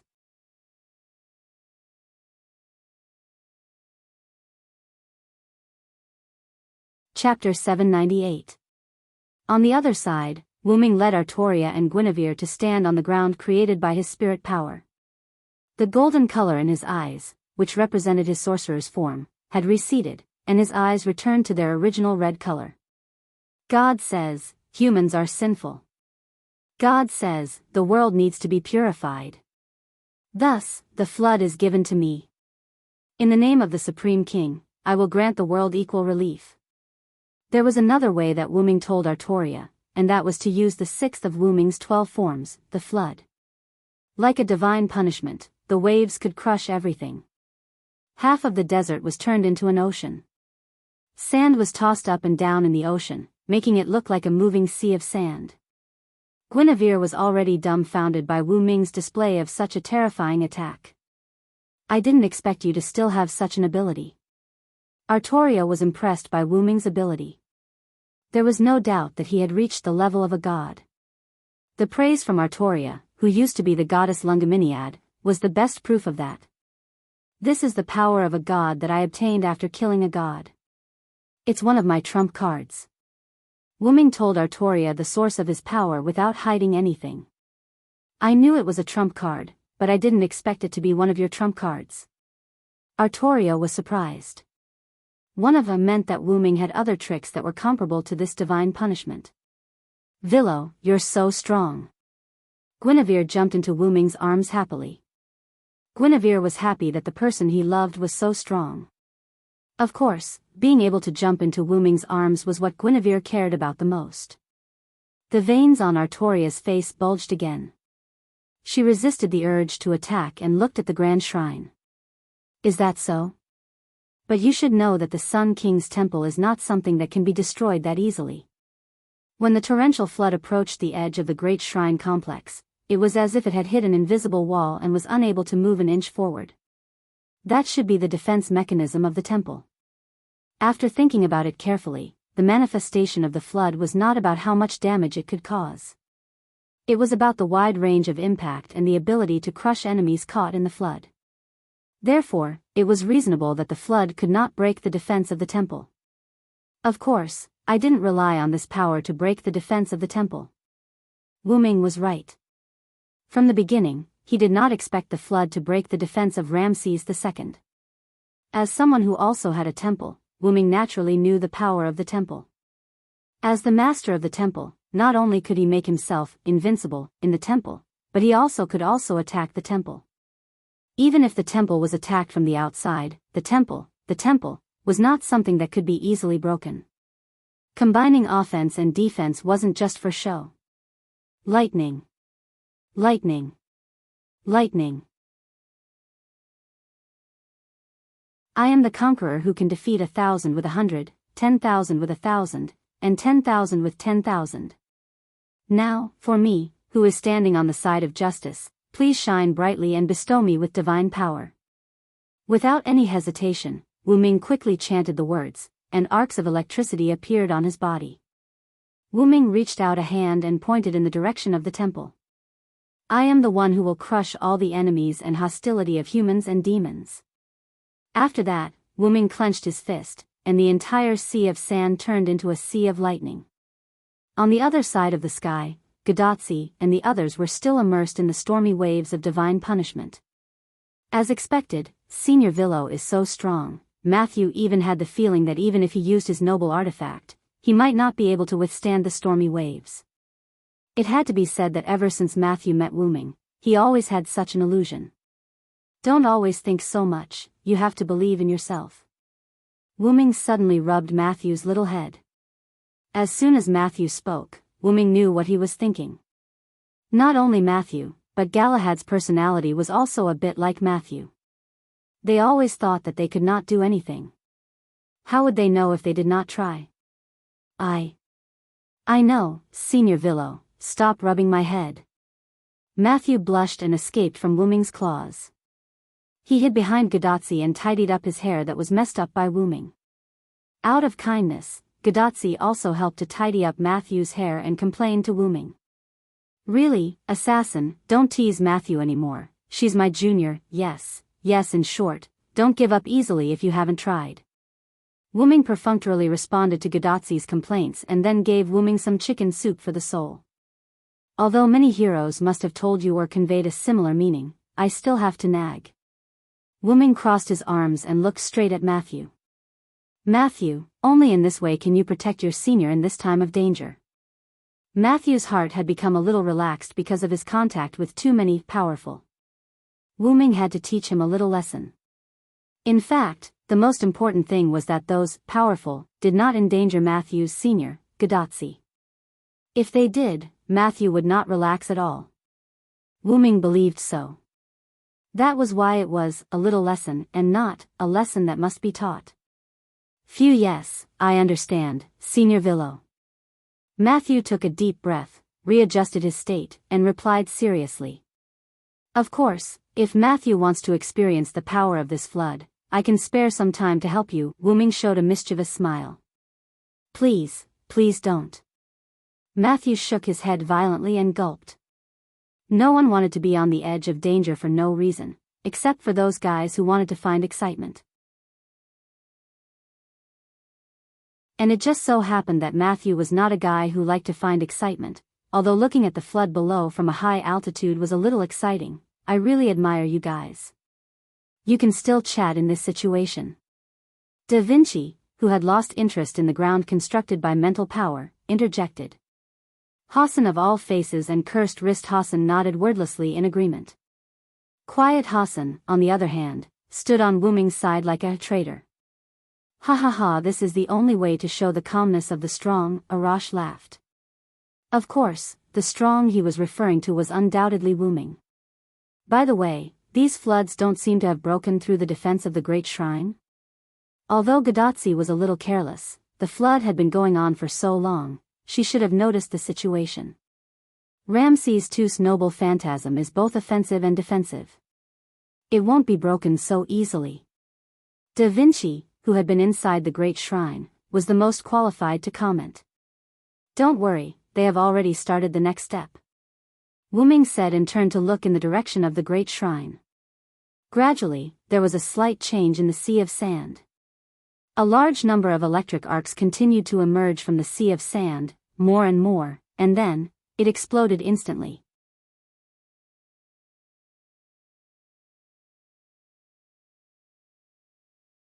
Chapter 799. The electric arcs brought by the exploding thunder and lightning even touched Gadotsi and the others who were high in the sky. Standing on the ground constructed by Wu-ming's mental power, everyone could feel the electric arcs caressing their skin. Wah-dash. What? What is this? Because she was an ordinary person, Gadotsi's hair stood up because of the electric arcs. He reached out and placed his hand on Gadotsi to eliminate the electric arcs on her body, then Wu-ming explained. One of the authorities I got after killing the gods. How is it? Not bad, right? Wu-ming was quite satisfied with the show his original body had put on. Huh? Assassin, your authority? But you didn't do anything? Gadotsi was stunned. Are these all the handiwork of the Senior Villo? Matthew thought it was the Lion King's doing. Of course, it's my handiwork. Whether it's this godlike flood or this sudden explosion of thunder and lightning, it's all the handiwork of my original body who is with the Lion King. However, Wu-ming's words stunned everyone. You mean, you're not the real Villo in front of us now? Da Vinci asked simply. You can understand it that way, but I have a connection with my original body. At the current very close distance, all my feelings can be transmitted to my original body in real time, so now you're talking to the real me. After a brief explanation, Wu-ming showed a surprised expression as if he had just reacted. By the way, didn't I say before that I'm not the original body? Of course not. Gadotsi and Matthew said in disdain. Even tranquil Hassan could not help but nod. Really, are they here to fight or to play? Hassan of all faces had a headache about the current situation. I feel the same way, cursed wrist Hassan agreed. Anyway, it's all because of your teleportation portal, assassin. You sent us to the wrong place. Speaking of this, Gadotsi rolled his eyes at Wu-ming. But didn't you guys also profit from the disaster and learn a lot from Sherlock Holmes? Wu-ming smiled. Why does Senior Villo know so much? Matthew was puzzled by Wu-ming's knowledge of their whereabouts. Because after you left, I had a chat with Holmes. This was why Wu-ming came out of the sandpit at the entrance of Atlas Courtyard. I see. So, when Holmes said that someone would bring us to the great shrine of Ramses II, that person was actually you, right? Da Vinci was very sure of it through the available clues. You're right. I have to say, Holmes is indeed a detective. Just by reasoning, he guessed that I would appear in Atlas Courtyard. Wu-ming recalled the time when he asked Sherlock Holmes, who had a face full of, "You really came, why would he be so certain that he would come?" Sherlock Holmes had said this. You can't let Tachika Fujimaru ignore you after the wrong teleportation. You must pay attention to Tachika Fujimaru. This was what Wu-ming saw Holmes said with a smug look on his face. However, even the three-pointed Hermes could not track him. Wu-ming did not believe that the detective was really sure just by guessing. The reason why detectives were called detectives was that they were not defined by guessing, but by clues and reasoning. In addition, Wu-ming knew that there were other ways to determine whether a person was safe, so Wu-ming's statement did not work. Then, under Wu-ming's threat of force, Holmes told the truth. There is a problem with the command incantation on the back of Tachika Fujimaru's hand. There was no doubt that Wu-ming had discovered the special command incantation on the back of Gadotsi's hand. Look, the defense of the great shrine is broken. Arash, who had been paying attention to the defense of the great shrine, suddenly spoke. Arash's shout pulled Wu-ming back to reality from his memories. Then, Wu-ming followed everyone's gaze. The monstrous waves that were originally blocked by the invisible wall, now with the help of thunder and lightning, successfully broke through the invisible defensive wall. The sea of sand mixed with thunder and lightning instantly rushed into the shrine complex, swallowing countless shrines until they were crushed. Assassin, will the people here be okay? With Wu-ming's violent means, Gadotsi was worried about the Egyptian people who lived between the shrines. When the Sun King descended, he moved the territory under his rule, which meant that not only the shrines, but also the Egyptian people ruled by Ramses II moved here. When Gadotsi and the others came to look for the Sun King, they had a brief interaction with the Egyptian people here. The Egyptian people also helped to move the food and water they obtained from the Sun King into the car built by Da Vinci. Is that so? When you came, were there any ordinary people here? Wu-ming pondered and began to recall. Assassin, don't tell me you don't know that there are ordinary people here? Gadotsi was shocked. However, Wu-ming shook his head regretfully. I can only tell you that whether it was before I came to look for the Sun King or now, I didn't find any traces of ordinary people here. After Gadotsi and the others left the desert, when Wu-ming came to talk to the Sun King, Wu-ming didn't find any traces of Egyptian people here, not even traces of life. Wu-ming, who had never seen an Egyptian person, originally thought that Ramses II didn't have any of his people here. However, now that Gadotsi and the others said so, Wu-ming realized that the ordinary people must have disappeared after Gadotsi and the others left and before Wu-ming came to look for the Sun King. If Wu-ming knew this earlier, he would have discovered that something was wrong with Ramses II. However, this was also Wu-ming's fault. After all, an Egyptian pharaoh who always talked about the king of all kings, how could there be no Egyptian people in his territory? How could? Matthew froze for a moment. That's impossible. There were a lot of people when we came. Gadotsi also began to worry.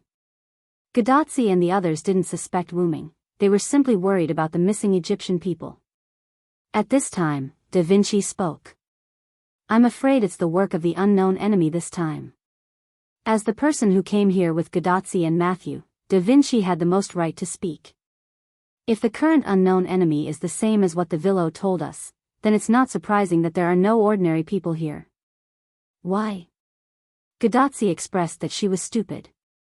If the other party is really King Solomon's people, then it's their duty to come here and clean up the humans. The reason why the Sun King cooperated with the Lion King and attacked the people of the mountains was to clean up the last place where there were a lot of humans in this singularity. Since the other party wanted to clean up the humans, it was normal to clean up the humans in front of them first. How could? Matthew's face was full of disbelief. Did that mean that the warm-hearted Egyptian people who helped them carry food and water had been killed? However, things may not be as bad as you think.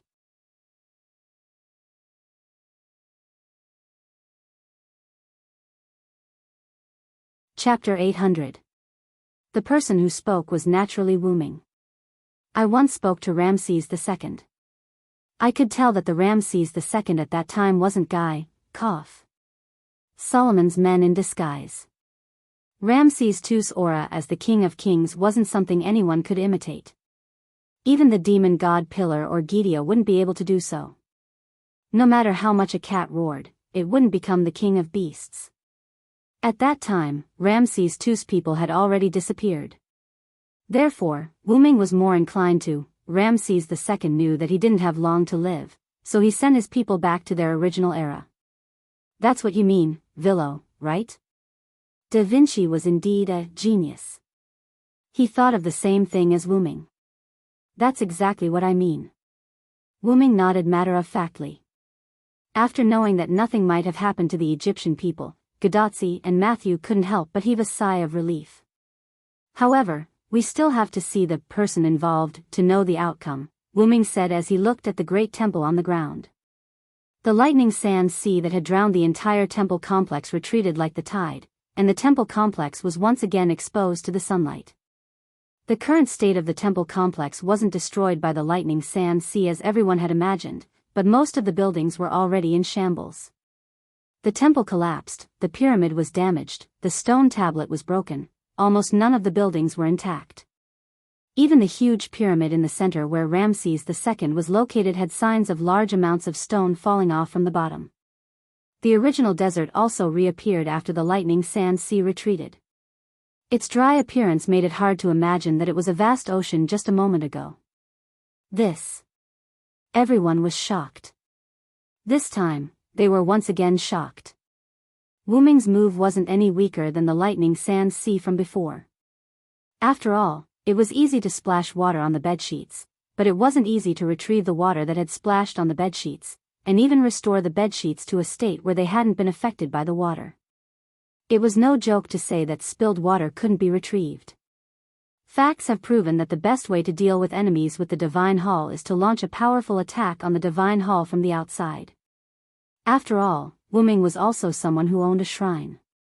He was quite satisfied with the current situation caused by his attack on the Ramses II shrine. Except for the huge pyramid with Ramses II at the center, the other temples were all unusable. Although the largest pyramid could still be used, it had suffered quite a bit of damage from Wuming's lightning sand sea's attacks. Simply put, it was still on the brink of destruction. Lancelot should be here soon, Wuming said as he looked into the distance. They saw a group of armored cavalry riding on warhorses galloping towards them at an extremely fast speed. Due to the trampling of the horses' hooves, a large amount of dust was created behind the group. Assassin, didn't you tell Lancelot that there would be a flood here? Gadazzi poked Wuming. Of course. Otherwise, how could he have cooperated with us in advance? I can't send all his troops into the sky. That would be very hard on me. Wuming shrugged helplessly. After all, with so many people, even if Wuming's mental strength was very strong, he wouldn't be able to withstand it.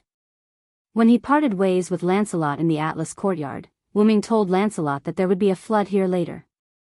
When the flood receded, he could charge over and meet up with the Lion King. As for why Lancelot's troops were needed, it was because they were the last troops of the Holy City. Their purpose was naturally to deal with the enemy in front of them. Ah! A large group of Sphinx rushed out from there. Matthew saw countless Sphinx rushing out from the entrance of the central pyramid. So that's how it is. He's using human wave tactics to counter human wave tactics. Da Vinci finally understood why Silent Wonder had asked Lancelot to bring his troops over. Let's go, everyone. Let's conquer the last enemy. Yes. Everyone responded. On Wuming's side, after the Thunder Sand Sea retreated, Wuming sent himself, Artoria, and Guinevere to the ground using a portal. Lancelot was leading his troops not far away from Artoria. When he saw Wuming and the other two, the solemn knight stopped. Lancelot was the only one who continued to gallop toward Artoria. Your Majesty. Lancelot, who quickly dismounted, knelt on one knee. For a moment, he didn't know what to say. Lancelot believed that Artoria must have known that he had defected to Wuming's side. He was a traitor who had betrayed them twice. Would the king still accept him? There's no need to say more, Lancelot. I have seen your merits and demerits. However, your merits cannot offset your demerits. Therefore, you need to redeem yourself. Your Majesty, please give me your orders. Lancelot held Alandet with one hand and stabbed it into the sand. His other hand was on his knee on the ground. He lowered his head and looked like he was waiting for his orders. Kill the enemy. The crisp order and the cold tone made Lancelot excited. Yes. After accepting the order, Lancelot stood up and mounted his horse. He walked in front of the solemn knight and raised Alandet high. Looking at the Sphinx army that had begun to spread toward them, Lancelot ordered. For the king. Solemn knight. Everyone, charge. Oh. Nay. The solemn knight roared, and the warhorse under him neighed. Because the direction was wrong, the knights followed Lancelot in a circle and charged toward the Sphinx army. In an instant, the solemn knights led by Lancelot clashed with the Sphinx army like a raging fire. Let's go. It's time to deal with the real enemy, Wuming said and opened the portal. The defense of the temples was basically ineffective, so the portal could be used again. Bypassing the Sphinx army through the portal, Wuming, Artoria, and Guinevere came directly to the entrance of the largest pyramid in the center. At the same time, a portal appeared beside Wuming and the other two. Wuming's avatar, Gadotsi, and the others walked out of the portal. There are two of you. Seeing Wuming on the opposite side, Gadotsi shouted in surprise. That. Your Majesty Lion King. Matthew was quite reserved with Artoria, who was beside Wuming. Although they were on the same side now, Matthew was still a little reserved with Artoria. You don't have to be so polite. I remember your name is Matthew, right? Yes, Your Majesty Lion King. Matthew stood up straight like a soldier who was being inspected. If Galahad can give you the power, then you have to bear the burden of carrying this shield. What answered Artoria was Matthew's powerful voice. Yes. Your Majesty, I will. At this time, a voice that Gadotsi, Matthew, and Da Vinci were familiar with came. You still have time to catch up. The king is right. You are a bunch of trash that needs to be abandoned.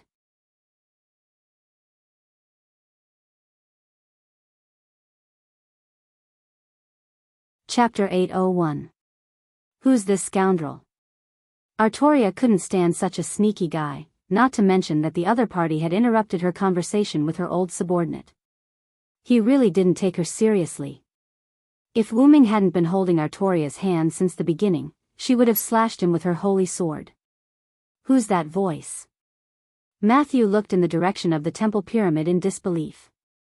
Could it be? Gadotsi gritted her teeth. Along with everyone's gaze, a figure in green clothes and a green hat walked out from the entrance of the pyramid. Lev Lenore, it's really you. Da Vinci frowned. Long time no see, Tachika Fujimaru, Matthew Killet, Leonardo da Vinci, and Lev cracked open his mouth and smiled ferociously. Finally, he looked at Wuming. Our sworn enemy, the Dragon of Origin. The Dragon of Origin, Artoria frowned. She naturally knew that Wuming was the Dragon of Origin, but Guinevere was puzzled. Beside him, Da Vinci didn't show much surprise, but his eyes showed that he was thinking about something. Hassan and Arash didn't know anything about this so-called Dragon of Origin, so they were confused. Gadazzi and Matthew, who came into contact with this term for the first time, were also puzzled, but they knew one thing, and that was, the term Dragon of Origin undoubtedly referred to Wuming. Sure enough, I didn't kill you back in Winterwood. Wuming didn't care that Lev had exposed his identity because it didn't matter to Wuming whether his identity was exposed or not. If it weren't for the lack of a good opportunity, Wuming would even tell Gadazzi and the others personally. After taking 2 steps at the entrance, Lev patiently explained to Wuming. No, you really did kill me back then. But like I said, we 72 demon god pillars are one. If you can't instantly kill us as one, I will be able to revive indefinitely. Although Wuming knew that he couldn't kill Lev that way, seeing Lev being so arrogant now, Wuming was really unhappy. However, Lev had another advantage, which was that he was quite qualified to be a tool to obtain information.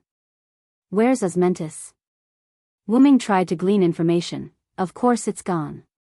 That arrogant bastard wants to control our demon god pillars. Apart from our king, no one can control us. Lev became furious, and his face even began to distort. But in the next second, Lev's distorted face returned to its original state, looking very much like a gentleman. But he has already received the punishment he deserved. I have to say, in terms of a nourishment for the demon god pillars, that guy is quite qualified. It can even be said that he's a high-quality nourishment. Straightening his collar, Lev nodded with satisfaction. In that case, Ramses II's spiritual base was used as nourishment for summoning the demon god pillars, Wuming thought to himself.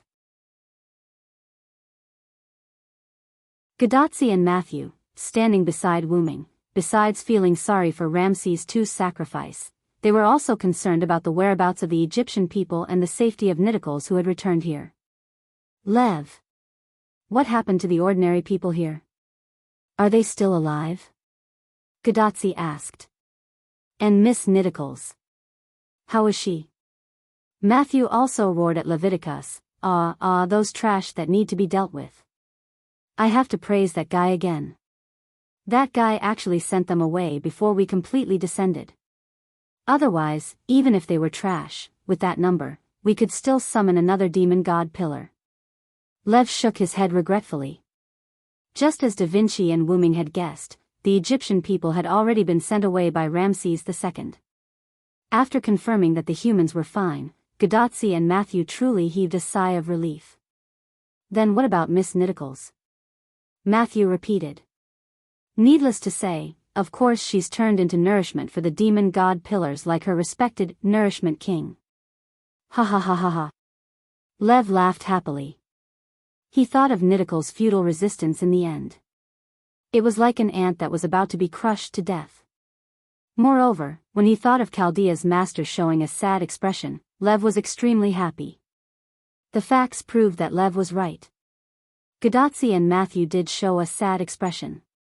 Lady Nitoclis, thus, it was confirmed that Sun King Ramses II and Pharaoh Niticles had all left. Unlike Matthew and Gadazzi's sadness, Da Vinci found new information through Lev's words. You said, let one more demon god pillar appear, before, right? That is to say, there are quite a few demon god pillars descending, right? Everyone looked at the huge pyramid where Lev was at. After all, this was the only place that was most likely to hide a demon god pillar. Leonardo da Vinci, your brain is still working so fast. Lev revealed a creepy smile. I will deny the sky, deny the earth, the storm will destroy everything, and the rain will cover everything. With this supreme divine power, I will make everything in the world bow and kneel. Wuming finished his words in an instant, and terrifying dark clouds gathered above the pyramid. The information that he needed to know was basically all, so Lev was useless to Wuming. There was no room for discussion. A gust of wind began to howl crazily, and everyone's clothes were rustling. Some of the ruins of the temple on the ground and the sand in the desert were rolled up and flew into the sky. Gadotsi even had to be held by Matthew to prevent her body from being blown away. The Solemn Night army and the Sphinx army that were fighting couldn't help but stop. The power of the wind, this is a power that doesn't belong to us. Although he said so, Lev still looked at Wu Ming calmly, and didn't panic. Come on.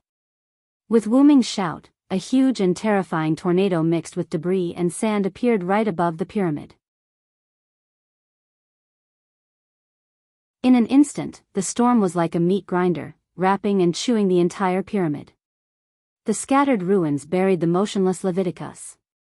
At a very close distance, everyone was about to be blown away by the wind. Except for Wu Ming, Artoria, and Hassan, who had shelter from the wind, everyone else was struggling to support their bodies, squinting their eyes, and looking uncomfortable.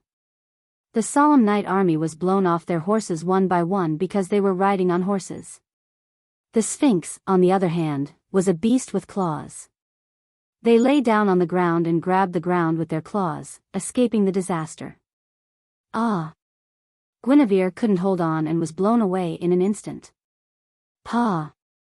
Lev grabbed Guinevere's arm and spun him in his arms.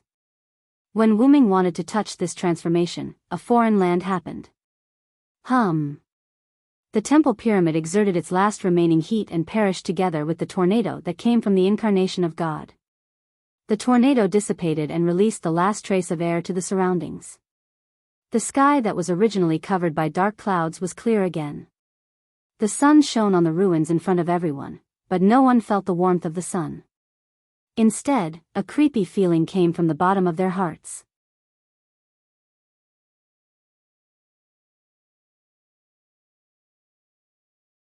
Chapter 802. Boom! The ruins of the pyramid in front of everyone exploded in an instant, and large and small stones sputtered into the sky and around at a speed comparable to bullets. However, this little bit of damage couldn't hurt anyone at all. Wu Ming instantly pulled out the meteor silver from the golden ripples that had already been opened. He swung it fiercely, and then swung it again at the sky. 2 mana sword auras instantly annihilated the stones that were sputtering towards everyone. However, there were still some places that Wu Ming couldn't take care of. The Solemn Knights and the Sphinx army who had fallen off their horses were attacked by stones falling from the sky. However, because the Sphinx wanted to take the opportunity to kill the Solemn Knights who had fallen off their horses, they inadvertently became the shield of the Solemn Knights. Although some of the Solemn Knights were hit by the stones and were injured or even killed, most of the bullet-like stones were blocked by the Sphinx. Naturally, this didn't cause much damage to the Sphinx, but the Solemn Knights got a chance to catch their breath. They immediately got up and fought with the Sphinx again. As for the horses, they were either killed by the Sphinx army or smashed to death by the bullet-like stones. Although the Solemn Knights' speed was reduced due to their conversion from cavalry to infantry, their defense was more perfect. In addition, with Lancelot leading the team, the Sphinx army was at a disadvantage from the beginning, and now they were still at a disadvantage. However, neither Wu Ming nor Lev had the time to care about the Sphinx and the Solemn Knights. For them, the enemy in front of them was the most important. After the ruins exploded, the things hidden in the ruins emerged. 3 huge pillars full of terrifying eyes broke out of the ground like new buds, shooting straight into the sky. The demon god pillars Floros, Yaman, and Babados appeared, ha ha ha ha ha. Ha ha ha ha, ha ha ha. The 3 demon god pillars let out different laughter, which made the followers and Gadotsi feel uncomfortable. The Sphinx and the Solemn Knights were also affected. However, Wu Ming wasn't afraid. He was immune to it. Sure enough, without Ramses II, you can't control the temple at all. Seeing that the temple had been destroyed so easily, Wu Ming was very sure of it. If Ramses II's grand shrine was so easily breached, then Ramses II would lose face as a top-level servant. In fact, Wu Ming's guess was correct. It was precisely because Ramses II's spirit base had been sacrificed that no one could control the temple. However, because the demon god pillar that appeared contained Ramses II's spiritual base, the great temple of Ramses II didn't disappear because of the news of its master. However, even if Ramses II's spiritual base appeared, the demon god pillar was unable to control the great shrine. It could only let the great shrine defend itself against attacks. This was also why the great shrine had never attacked Wuming and the others. So what? Whether it's the Sun King or the Lion King here, you are all just chess pieces on my chessboard. And my mission is not to eliminate you. Eliminating the humans in this singularity is not the decision of our king, but the decision of the demon god pillar. Flawless was quite proud to provide Wuming with information. To put it simply, no matter what, their demon god pillars wouldn't suffer any losses from this singularity. As long as they could cause trouble for Wuming, they would make a profit. Enough, Flawless. You've said too much. Demon god pillar Babato spoke to stop Flawless from continuing. What does it matter? Anyway, they are going to die. Even if they know our plan, what can they do? Flawless didn't care. Prioritize eliminating the enemy. But Yaman was quite serious. As a demon god pillar, tool, it was qualified. In an instant, on Yaman's golden body, the flashing eyes emitted thunder. He really did it when he said it. The followers relied on their own abilities to dodge. Gadotsi was held by Matthew, Guinevere was held by Wuming, and everyone jumped back to avoid Yaman's thunder. However, the demon god pillar Yaman's lightning was like a straight river, covering everything in front of it. And it just so happened that the Sphinx army and the solemn knights were in this straight line. Wuming couldn't care less about whether Lancelot was dead or not. Wuming felt that something was wrong, not because of the three demon god pillars, but because Wuming felt that Flawless was planning something. Because even if the opponent had three demon god pillars as a fighting force, in Wuming's view, it was just sending food to him. What Flawless said about not seeking to take advantage, only to not suffer losses, in Wuming's view, didn't quite fit the cunning image of Leaf. So, Wuming looked at Guinevere in his arms. Guinevere, you should leave first. This isn't a place you can interfere with. This was naturally not the time to be stubborn, so Guinevere nodded as a matter of course. Okay, Villo Big. Before Guinevere finished speaking, Wuming abandoned Guinevere. Wuming's clone instantly hugged Guinevere and rushed into the portal that had already been opened. Immediately, Wuming's eyes shrank. Sure enough, Flawless, your goal wasn't us from the beginning. Wuming's clone took Guinevere to the West Village. And there, a demon god pillar just happened to appear, and it had already begun to wreak havoc. So, Flawless's plan from the beginning was to wipe out all the humans in this singularity. As Wuming guessed, Leaf was a smart person. He had always been targeting this singularity. Whether it was invading Ramses II, cooperating with Artoria to attack the mountain folk, or finally launching a thunderous attack on the holy city, as Flawless said, you are all my chess pieces. The mountain folk's survival, Wuming's attack on the holy city, and Artoria's loss of the holy spear were all part of Flawless's plan. As for imitating Ramses II's attack, demon god pillar Yaman could obviously do it. The thunderbolt that destroyed the holy city should also be released by demon god pillar Yaman. There's nothing we can do now that we've been discovered. Flawless said emotionlessly. Increase the intensity of the destruction, my comrades. In an instant, thunderbolts, heat rays, and poisonous fog poured out. The range was so wide that Gadotsi and the others couldn't dodge at all. Even Lancelot, who survived not far away by relying on Alandet, was affected. Gate, portal. Wuming opened the portal in an instant and teleported Gadotsi, Matthew, Da Vinci, Arash, Hassan, and Lancelot away. Their destination was naturally the West Village. Only Artoria and Wuming remained here. He and Artoria dealt with the three demon god pillars while Gadotsi and the others went to rescue the West Village. Wu Yan's plan was completed.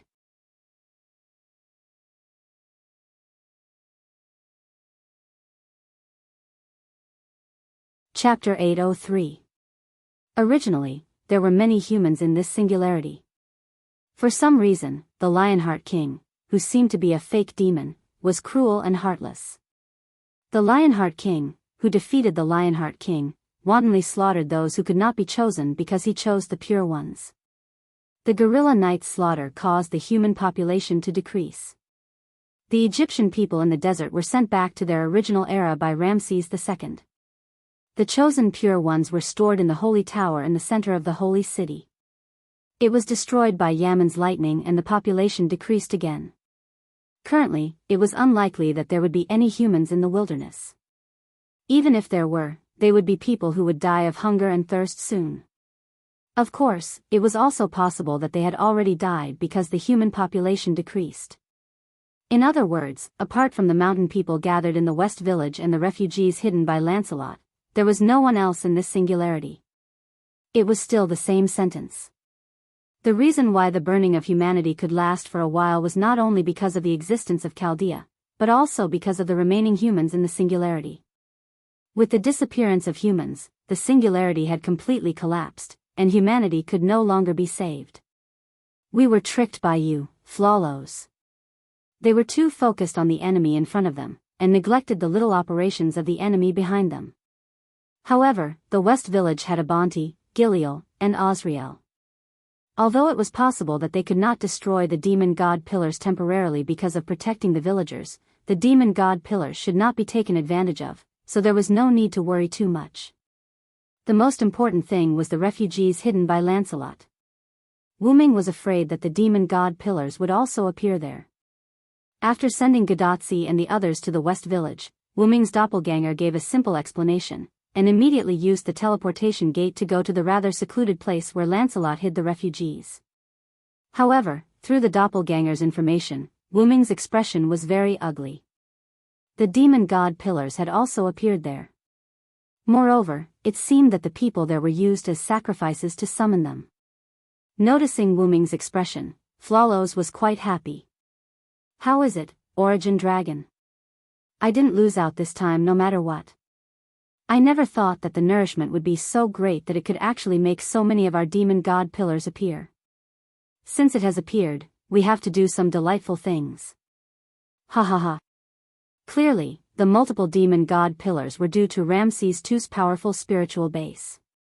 Flawless was very happy now. Even if it would be killed later, it did not matter. Flawless understood that as long as Wuming was there, these demon god pillars would definitely be eliminated. Flawless was well aware of this. But as Flawless said, it was impossible for it to lose. After all, even if he left it alone, this singularity was just that. However, as long as it messed up a little, as long as it could gain a little bit of advantage, Flawless would have profited.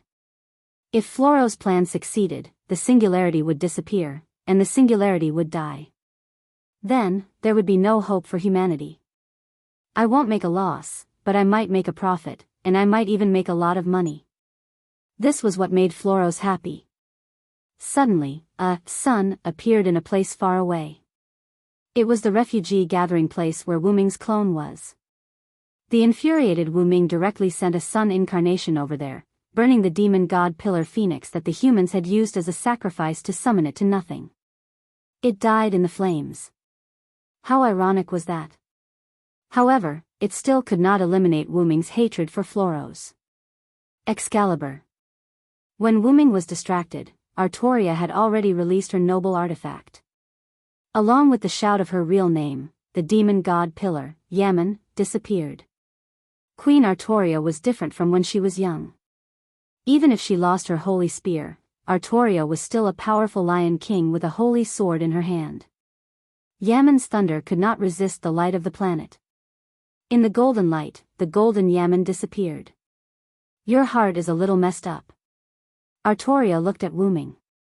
No matter what happened, Artoria's heart was still as water.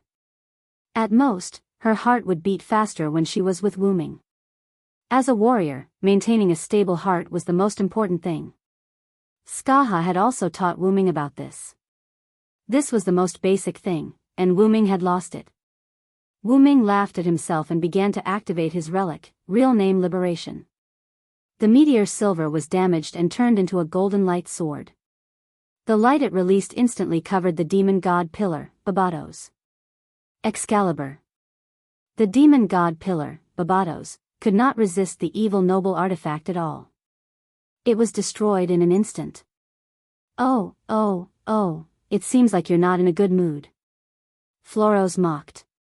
After Yaman was killed by Artoria, Floros stopped attacking. It was ready to disappear in the light of the holy sword.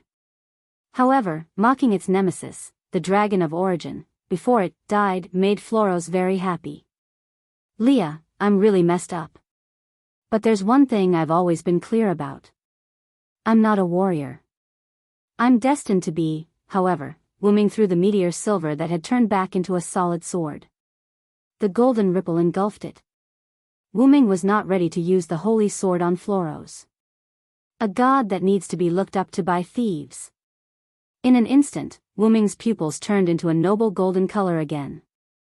Floros was shocked by Wooming's aura that was comparable to its king. It was just like what Wooming said.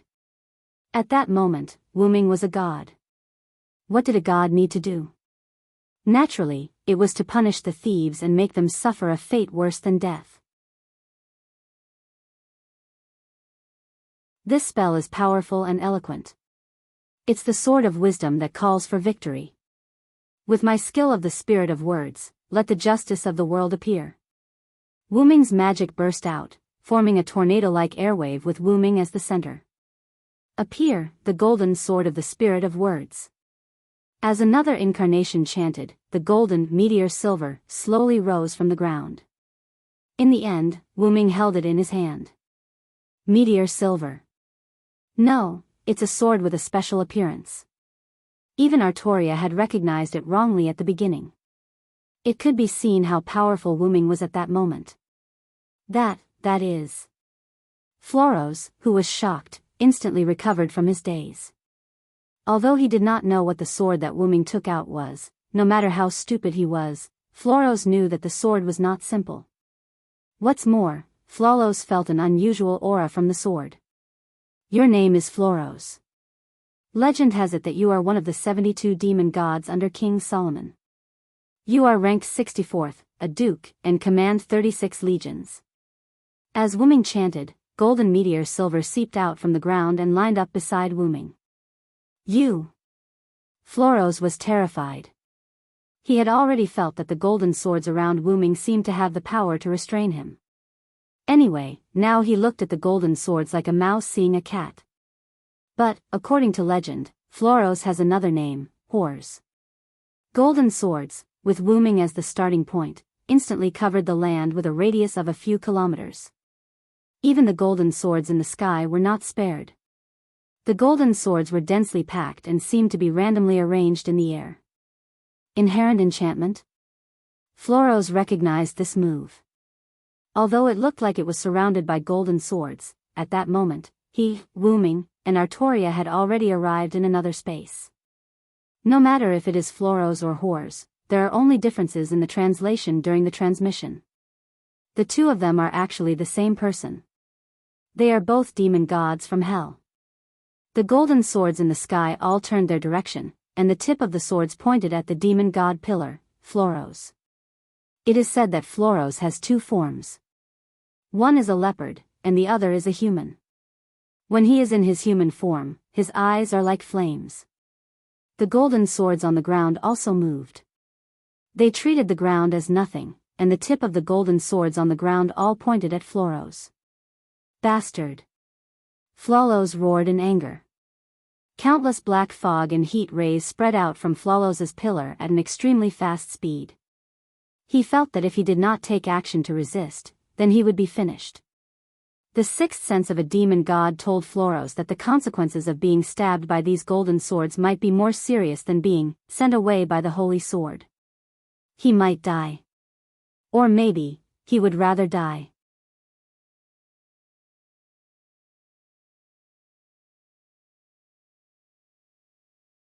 Chapter 804. Wooming did not use this avatar often. After all, if the opponent was not a god, this avatar was basically useless. However, as the avatar soaked in the root and evolved, Wooming used it as his trump card. Wooming's third avatar warrior retained the foundation of the Sword of Spirit speech. It greatly strengthened the sword of spirit speech to the point where he could activate it even if he did not fully understand the opponent. Of course, he needed to know some information before he could activate it. He could not seal the enemy just because he knew the enemy's name. That would be too crazy. However, it might work in the future. After all, Wuming's 12 avatars had been evolving. I wonder if it would work on Gidia. Last time when he faced Gidia, other than the ability of his main body, his other abilities did not work on Gidia. Wuming guessed that it might be because of the black mud. Forget it. I'll think about it when the time comes. Wuming shook his head silently. After all, it was better to deal with the matter at hand first. Other than not needing to fully understand the enemy's information, this warrior avatar retained the ability to cut the divinity and seal the opponent's ability. He also gained a powerful ability in the aspect of cutting. For example, he could cut Flawless out from the concept of the 72 demon god pillars. Wuming waved his hand and countless sword of spirit speech pierced through Flawless's attack and stabbed into the body of the demon god pillar. Ugh! This is, when the golden sword stabbed into Flawless's body, Flawless could clearly feel that his abilities were disappearing one by one. Even the divinity that belonged to the demon god was gradually being stripped away. The connection between him and the other demon god pillars and the 72 demon god pillars was also gradually being cut off. Damn it! Root Dragon. As his abilities were sealed, the demon mist released from Flawless's body and the heat rays from the countless eyes disappeared like an illusory smoke. My power. What have you done? Flawless found that the power it had lost did not seem to disappear. It was as if it had never existed in the first place. It could no longer feel any of its power. Even the body of the demon god pillar was about to dissipate in Flawless's eyes. Of course, Flawless's feeling was real. All of Flawless's power was sealed in the golden sword. The golden sword was similar to the Prometheus slate, which could steal the enemy's authority. It was a different method but the same effect. However, Wuming's golden sword could only seal the enemy's power into the sword. It could not be used. If he removed the golden sword, the seal would be removed as well. What Wuming wanted to do was to seal the entire concept of Flawless, which had already broken away from the 72 demon god pillars, into the golden sword. He wanted it to live a life worse than death and to live forever. No. No. No. I am the great devil god, the king's most perfect subordinate.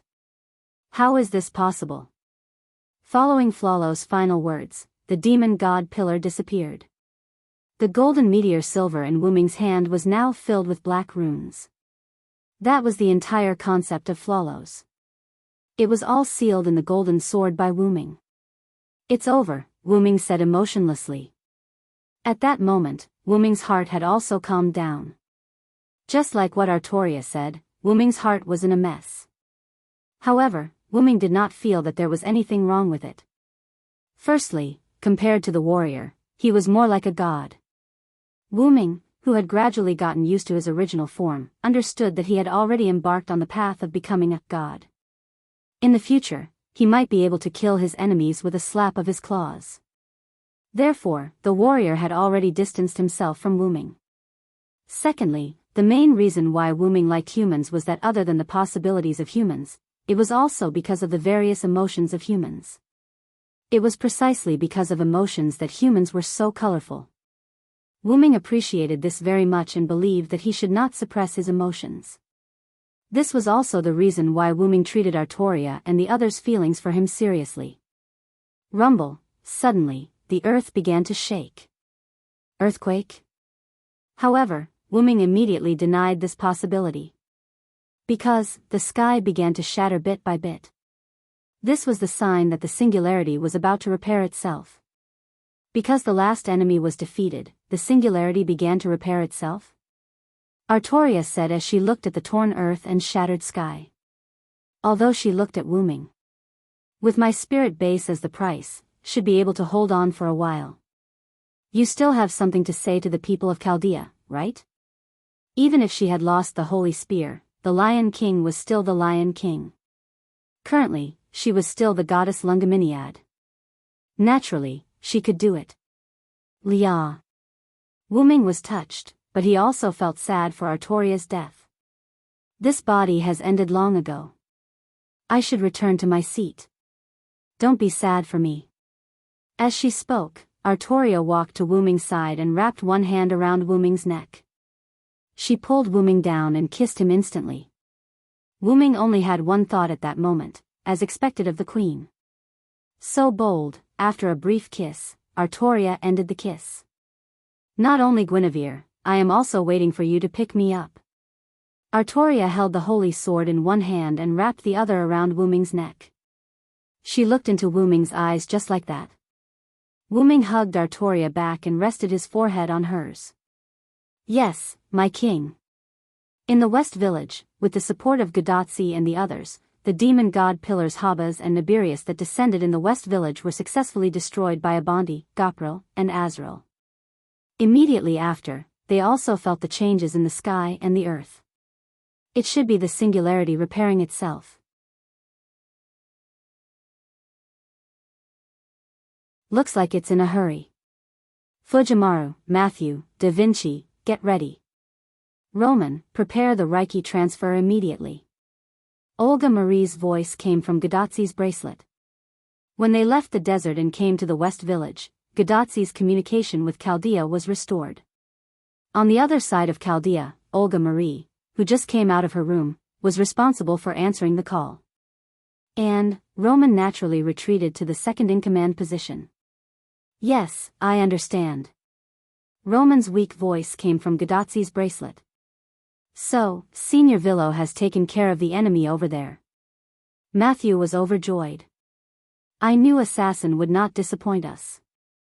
Fufu, who was lying on Matthew's shoulder, also went along with the current situation and called out, Fufu, a few times. Are you guys leaving?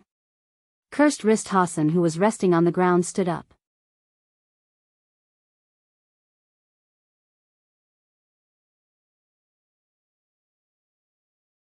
Chapter 805.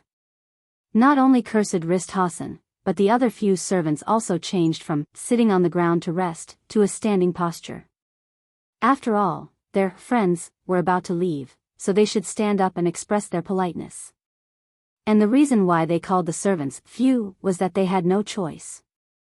Although they were the most supportive, their opponents were the demon god pillars after all, which was already a calamity for them. Arash and Bayface Hassan had already been sacrificed. Arash chose to self-destruct his noble artifact, instantly injuring the demon god pillar Hapas. 100 Faces Hassan, on the other hand, was engulfed by the demon god pillar Nibirius heat ray in order to save Quiet Hassan. Tang Sanzang and Fujiwara had already been sacrificed before Gadotsi and the others came. However, because of Tang Sanzang and Fujiwara's sacrifice, the villagers here were all fine. They were all covered and retreated to the west. After all, Abanti, Giliel, and Osriel did not value humans very much. Coupled with the frequent attacks of the two demon god pillars, even if it was Wuming's order, they could not and did not want to completely protect the villagers. Therefore, other than Gadotsi, Matthew, and Da Vinci, who belonged to Chaldea, the remaining servants were Cursed Wrist Hassan, Quiet Hassan, Lancelot, and Guinevere. However, because they were servants, they were not really dead. Therefore, everyone was not too sad. They just lamented that they could not walk to the end together. Fortunately, it's all over. Lancelot, who was standing behind Matthew, used Alandet to support his body. He was covered in blood and gasping for breath. He had suffered a lot of injuries in the desert before. After coming here, in order to protect Guinevere and Matthew, he was indirectly targeted by the demon god pillars. He was seriously injured. Although he did not leave, he was almost done. It was a miracle that Lancelot did not leave. This might be love. Lancelot, are you okay? After all, he was the one who risked his life to save him.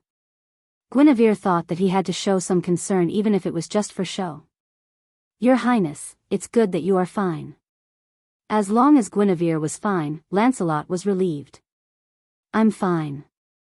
Sir Lancelot, you should pay attention to your injuries. After all, from Guinevere's point of view, Lancelot was no longer severely injured. He was as good as dead. Dad, don't move around. You're hurt too badly. Matthew noticed that Lancelot had stood up and immediately pressed him down to sit down. Ugh. Lancelot felt a mouthful of blood rise to his throat, but he swallowed it back down. He was agitated by Matthew calling him, Dad, I'm fine. Ah, my dear daughter, Star. As long as his daughter, Matthew, was fine, Lancelot could die without regrets. Speaking of which, the singularity doesn't seem to be shaking anymore. What Gadotsi meant was that the singularity's self-healing seemed to have stopped. Something must have happened in the villa. Da Vinci looked in the direction of the desert. At this moment, a pillar of light appeared at the location of the great temple complex. What is that? Gadotsi was shocked. Did a new enemy appear? The detection shows that the pillar of light is temporarily supporting the singularity, but don't worry, the detection also shows that the pillar of light won't last long. Olga Mary's voice came from Gadotsi's bracelet. That's my king, Lancelot suddenly said. Huh? The Lion King. Matthew was stunned.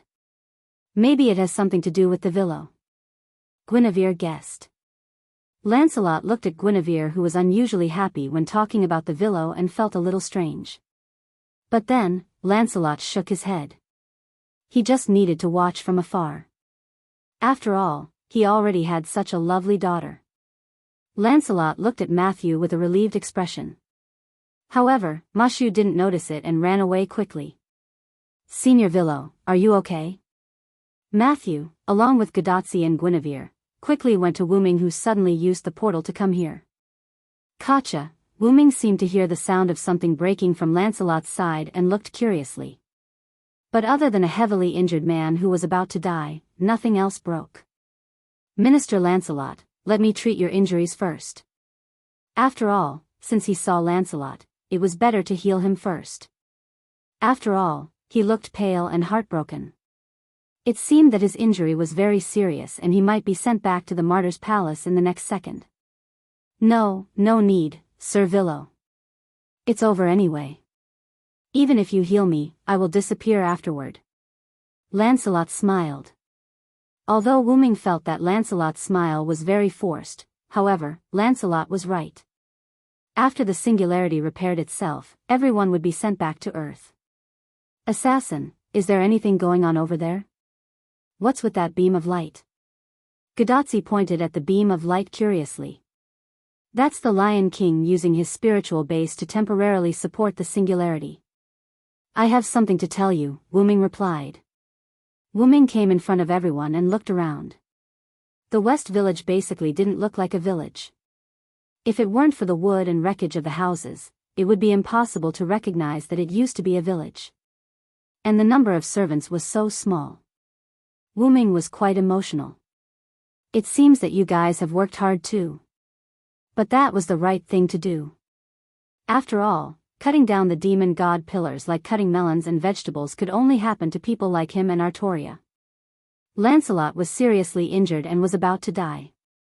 Although Quiet Hassan seemed to be fine, his breath was also very weak. Matthew and Gadotsi were also in a mess. It seemed that only Guinevere was okay. Yes, there was also Fufu, the little guy, who could still maintain his beautiful fur after the battle. It was worthy of being the fourth beast. As for the others who were missing, there was no doubt that they had all left. Seeing Wuming staring at Fo, who was hiding behind her neck and shivering, Mashu suddenly realized what was going on and explained. Villo Sr., Fufu disappeared after coming to the West Village with us. I just found it in the village when I came back. To be precise, Fufu ran over by itself. After looking at Fufu a little, Wuming no longer cared about it. Wuming began to talk about the main topic. Tachika, Matthew, the last singularity you are going to is the Mesopotamia region around 2600 BC, which is the Mesopotamia region in Western Asia.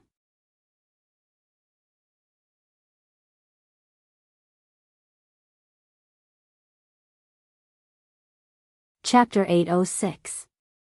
However, before Gadotsi and Matthew could be surprised, Olga Marie in Chaldea's control room was the first to be surprised. Mesopotamia? Olga? Is your seclusion over? Olga Marie's voice came from Gadotsi's bracelet, attracting Wuming's attention. What seclusion? What a strange way to put it, you bastard. Olga Marie said sarcastically. Since you don't know about the last singularity, you must have just come out of seclusion. Chaldea should have detected the location of the last singularity.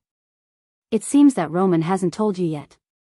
Wuming's judgment was right. Olga Marie did take over Roman's position as soon as she came out of the room. Then, Olga Marie went crazy. Roman. Why didn't you tell me such an important thing? And from Chaldea's control room, Roman's voice came faintly, Director, you didn't let me speak without permission from the beginning. Then, there was a loud noise, and Roman's voice disappeared. Ignoring what was happening in Chaldea's control room, Wuming looked at the world that was faintly shaking and repairing itself, then looked at Gadotsi and Matthew. There's not much time left, I'll make it short, I've been to that singularity. Take this, it should be able to help you. Wuming said, taking out a palm-sized white scale that contained magical power. What a beautiful scale, Gadotsi carefully took it. Oh, it's a very rare material. Da Vinci carefully looked at the scale with his glasses. I didn't expect Senior Villo to have been to 2600 BC. Matthew said in disbelief. The enemy of that era is beyond your imagination, be prepared. Wuming reminded with a smile, but he didn't say who the enemy was.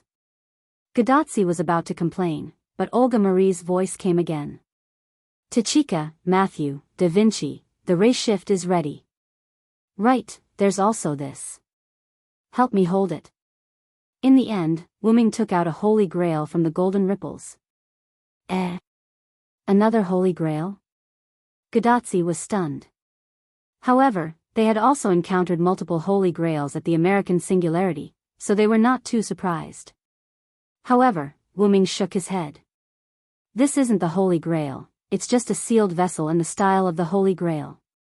And the one sealed inside was naturally Floros. I have sealed the concept of the demon god pillar Floros into this container. However, it is not easy for me to carry it around, so I hope that it can be handed over to Chaldea for safekeeping. Wuming hadn't come into contact with the warrior transformation yet. He turned the golden sword that sealed Floros into the shape of a holy grail, hoping to hand it over to Chaldea. Chaldea's own magnetic field could block human combustion. Therefore, with the effect of Chaldea's own magnetic field, even if Wuming removed the warrior transformation, the seal of the Holy Grail would not be broken. However, Wuming's words gave Gadotsi and the others a shock. There's a demon god pillar sealed inside? Gadotsi and Matthew were stunned. According to the detection of the instrument, there is indeed something strange inside, but it is not active. Maybe it's the effect of the seal that Assassin mentioned. Olga Marie was very calm. Then, from Chaldea's control room came Roman's words, this thing is too dangerous, and so on. Then, there was another loud sound, and Roman was silent again. Well, this will be taken care of by the genius Da Vinci. Da Vinci took the Holy Grail from Wuming's hand. Wuming nodded. Although Da Vinci looked quite unreliable, he was actually a very reliable existence. Then, Wuming looked at Gadotsi and Matthew. Remember, you can show that scale when you ask for help. And don't forget, the first Hassan promised to help you. Matthew and Gadotsi's eyes lit up. The fact that Wang Hassan did not help at this singularity made Gadotsi complain. It turned out that he had indirectly left the opportunity to help for the next singularity. Senior Villo, will you help us too? Matthew asked curiously. Of course, I just had some matters to attend to, otherwise, I wouldn't have given you this scale. Wuming smiled as if it was a matter of course. Assassin, and everyone, were leaving. Gadotsi waved her hand and said goodbye to Wuming and the others. Senior Villo, see you at the next singularity. Matthew nodded to Wuming. I may not go to the next singularity. Don't miss a genius like me. Wuming smiled helplessly. Who would miss a guy like you? Whoosh, a light appeared, and the figures of Gadazzi, Matthew, and Da Vinci turned into light spots and disappeared. At the same time, Lancelot, who was immersed in the sadness of his daughter not saying goodbye to him when she left, began to glow. I'm almost at my limit. Lancelot glanced at Guinevere, then looked at Wooming and sighed. I'm counting on you, Master Villo. Although he did not quite understand what Lancelot meant by please, he nodded. The moment Wooming nodded, Lancelot turned into light and disappeared. I'm about to leave too.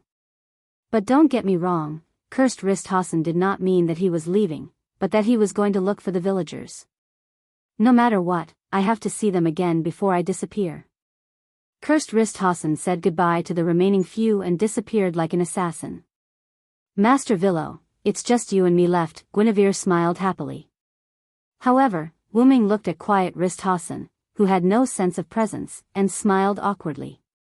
But before Wooming could speak, Guinevere chose to leave. The king should be gone now, so I can't be left behind. I'll go first, Master Villo, don't forget to pick me up, Guinevere finished speaking, then turned into magic particles and dissipated. Rumble, the whole world began to shake violently. It seemed that as Guinevere said, Artoria had left.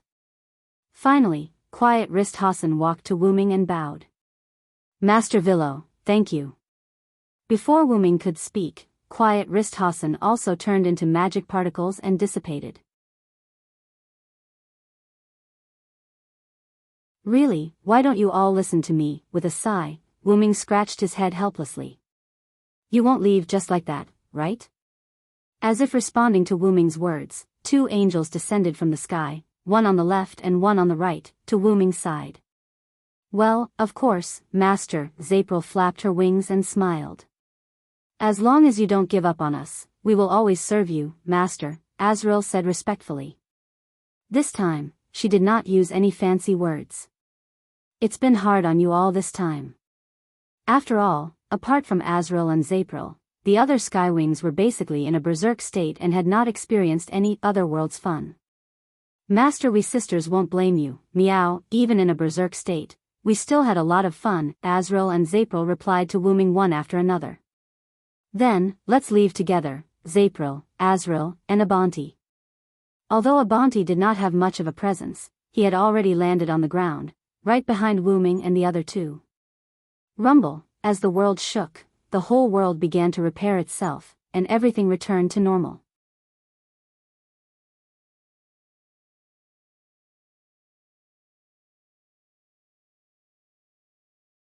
Chapter 807. In a world that resembled a starry cosmos, patches of colorful smoke drifted about randomly, resembling the nebulas of the universe. At the very center of the dense air, on an abnormal platform that was obviously different from the surrounding things, a white dragon that was not huge in size was lying quietly on this platform. It was not breathing at all, just like a statue. But in the next moment, the dragon gasped for breath and opened its ruby-like dragon eyes. You're back. This dragon was the clone that Wooming had left behind in the root. And now, Wooming had returned from the Middle East singularity. Looks like this body is getting used to life here. Wooming looked up and sized up his body. He was very clear about the changes in this body, and it would not be long before this body would become very compatible with the root. Wooming then looked at the root that had changed. The scenery around me seems to be changing freely every time. Because every time Wooming came to the root, the scenery was different. But there was one thing that was the same, and that was that the starry cosmos would not change. In the last singularity, only Floros and a few demon god pillars came out to cause trouble, and they hid it from Gydia. It's very likely that Gydia has not recovered from the injuries he suffered from the black mud explosion. Although Wooming had not recovered, and he could not even find his original body, but it was precisely because of this that Wooming had to hurry and find his original body. And then, before Gydia recovers, I'll kill him. It was simple and brutal. After checking the surroundings and outside of the root to make sure there was no black mud, Wooming reworked the root's defenses, and finally laid down without worry. I'm overthinking. Last time, Gydia attracted all the black mud between the worlds. If I'm not mistaken, other than some worlds in Gidea's world, there shouldn't be any black mud anywhere else. Gidea was a great help, saving Wuming the trouble of cleaning up. Well then, I've returned to the box court world. Closing his eyes, the gigantic dragon body fell into a deep slumber. Box court world, no name, base, Wuming's room. At this moment, it was night. Letitia was lying on Wuming's bed, sleeping with her eyes closed. Ever since Wuming left, Letitia had used magic to lock the room from the inside. Aside from brute force, no one could enter without Letitia's permission. And because of Wuming's instructions, Letitia wouldn't let anyone enter. As for Letitia, she complied with Wuming's words and stayed in the room. As for why, it was because Wuming needed a catalyst to return, and Letitia was precisely this catalyst.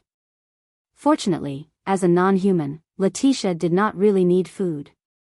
Otherwise, she would have starved to death if the room was sealed.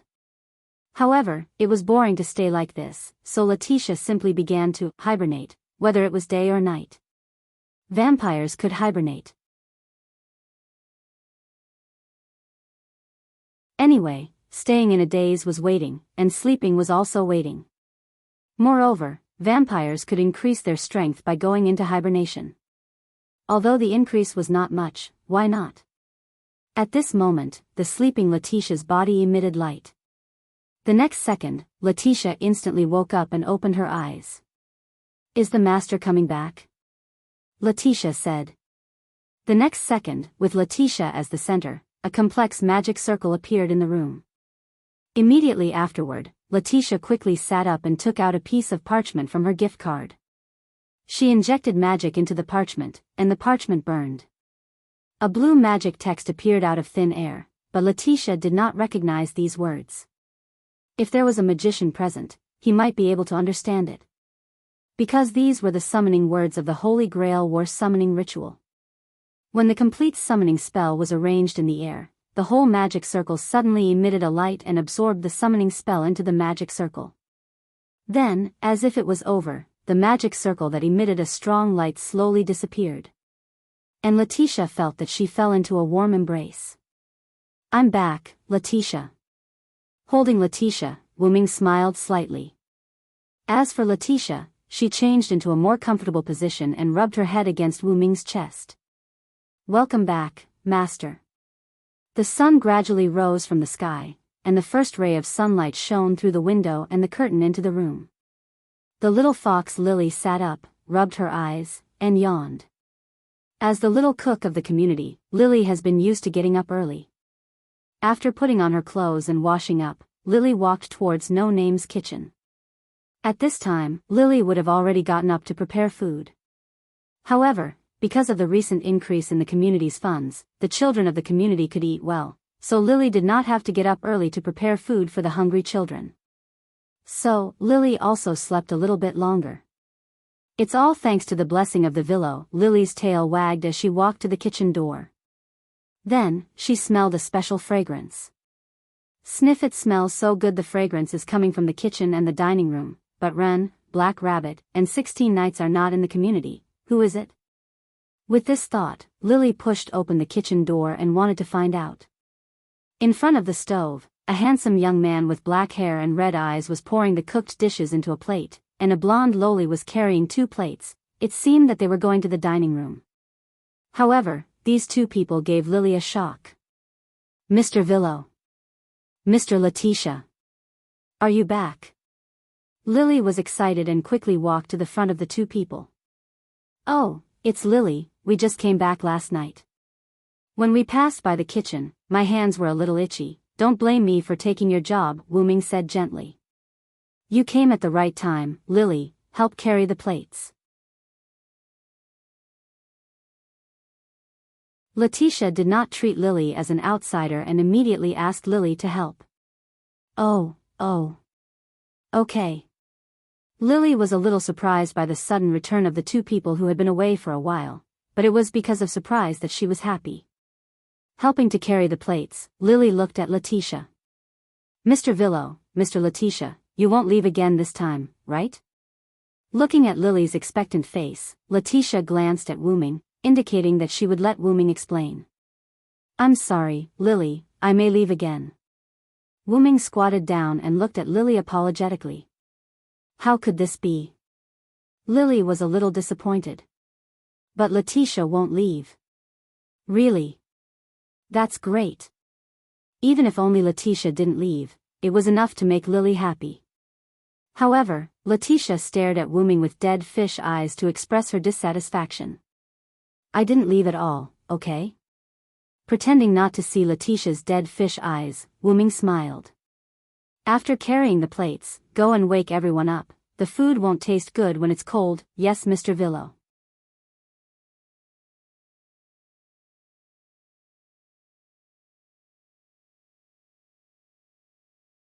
Chapter 808.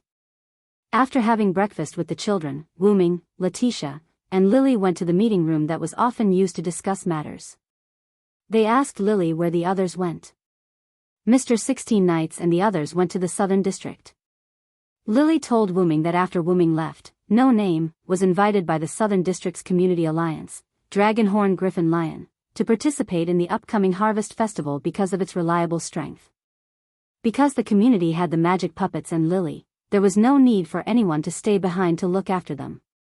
Ren, Black Rabbit, 16 Knights, Joyuen Flying Bird, and Kasuga Hibia all went. How long has it been since they left? After all, he had to figure out how long he had been gone. About 5 or 6 days. To be honest, I didn't expect Mr. Villo and Letitia to come back so soon. Lily's little fox tail wagged. She was quite satisfied that Wuming could come back so soon. Wuming was stunned. If he remembered correctly, he had stayed in the Middle East Singularity for 5 or 6 days. The flow of time was the same, so it should be different. What was going on?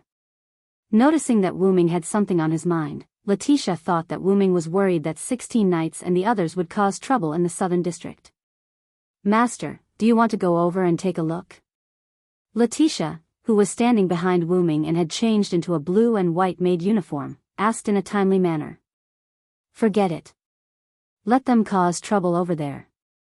Wuming shrugged. He would rather be idle in the Eastern District. Since he was in this world, he should deal with the matters of this world first. Then, Wuming asked about Pest. Speaking of which, what happened to Pest? Wuming left in a hurry and didn't have time to deal with the matters after the Fire Dragon's birth festival. They had agreed that the defeated Demon King would belong to No Name. Regarding this matter, Mr. Villo, please don't worry. After all, Lord White Yiksha is very fair. Although White Yiksha was not serious in the eyes of Wuming and the others, she was actually a very dignified existence in the Eastern District and even the entire Hakata. Since she had agreed to something, she would do it. After all, this was something that had been decided before.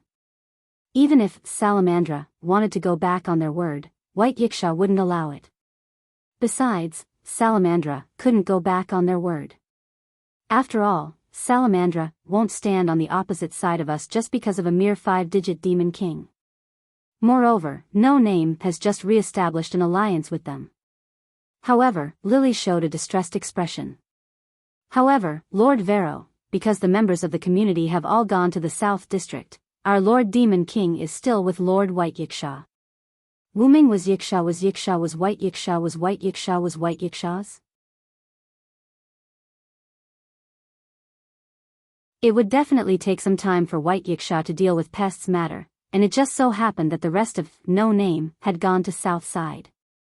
In the absence of the main members, Lily couldn't make the decision on her own. Then, Lily showed a reassuring smile. Since Lord Villo is back, there won't be a problem. After all, Wuming was the main member. It was reasonable for him to take the spoils from White Yiksha. Then, Wuming sighed and cancelled his original plan. Okay, Letitia and I will go. Eastern District, 2105380 Outer Gate, Thous, and yes, Branch. Inside the Japanese-style shop, White Yiksha knelt on a cushion, leisurely drinking tea and eating snacks. She looked quite relaxed. Suddenly, a black-purple ripple appeared beside White Yiksha out of thin air. Glancing at the black-purple ripple, White Yiksha still calmly drank his tea. Wu-ming and Letitia walked out of the portal. Wu-ming casually found a cushion and sat next to White Yiksha. Letitia, the maid, seemed to be infected by her master.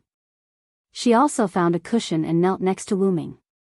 Wu-ming picked up White Yiksha's snack and threw it into his mouth. It was as if he treated this place as his own home. Sigh, don't say, this snack is not bad. Right? This snack is a precious snack that I, White Yiksha, treasure. White Yiksha nodded subconsciously. Let's have some too, Letitia. Wu-ming picked up another piece of dessert and passed it to Letitia. Hey! You brat! Don't treat this place as your own home. White Yiksha unhappily put the plate with a few remaining snacks into his arms with a, I won't let you eat anymore, look. Looking at you, people who don't know would think that I did something to you. Wu-ming didn't even look at White Yiksha. He maintained his sideways posture and raised his hand holding the snack to feed Letitia. Letitia was a bit resistant. After all, she was Wu-ming's maid. How could she let her master feed his maid? However, she had to give Wu-ming face. Therefore, Letitia ate in small bites. After all, from the beginning, Wu-ming didn't treat Letitia as a maid. Instead, he treated Letitia as a little girl who liked to play maid games. You are quite leisurely and elegant to be intimate with your little maid. Poor Ren and the others are still fighting for the community in the southern district. White Yiksha quickly finished the few snacks on the plate and said viciously to Wu-ming. Letitia's face turned red. However, because of her master's thick skin, her face also became thicker.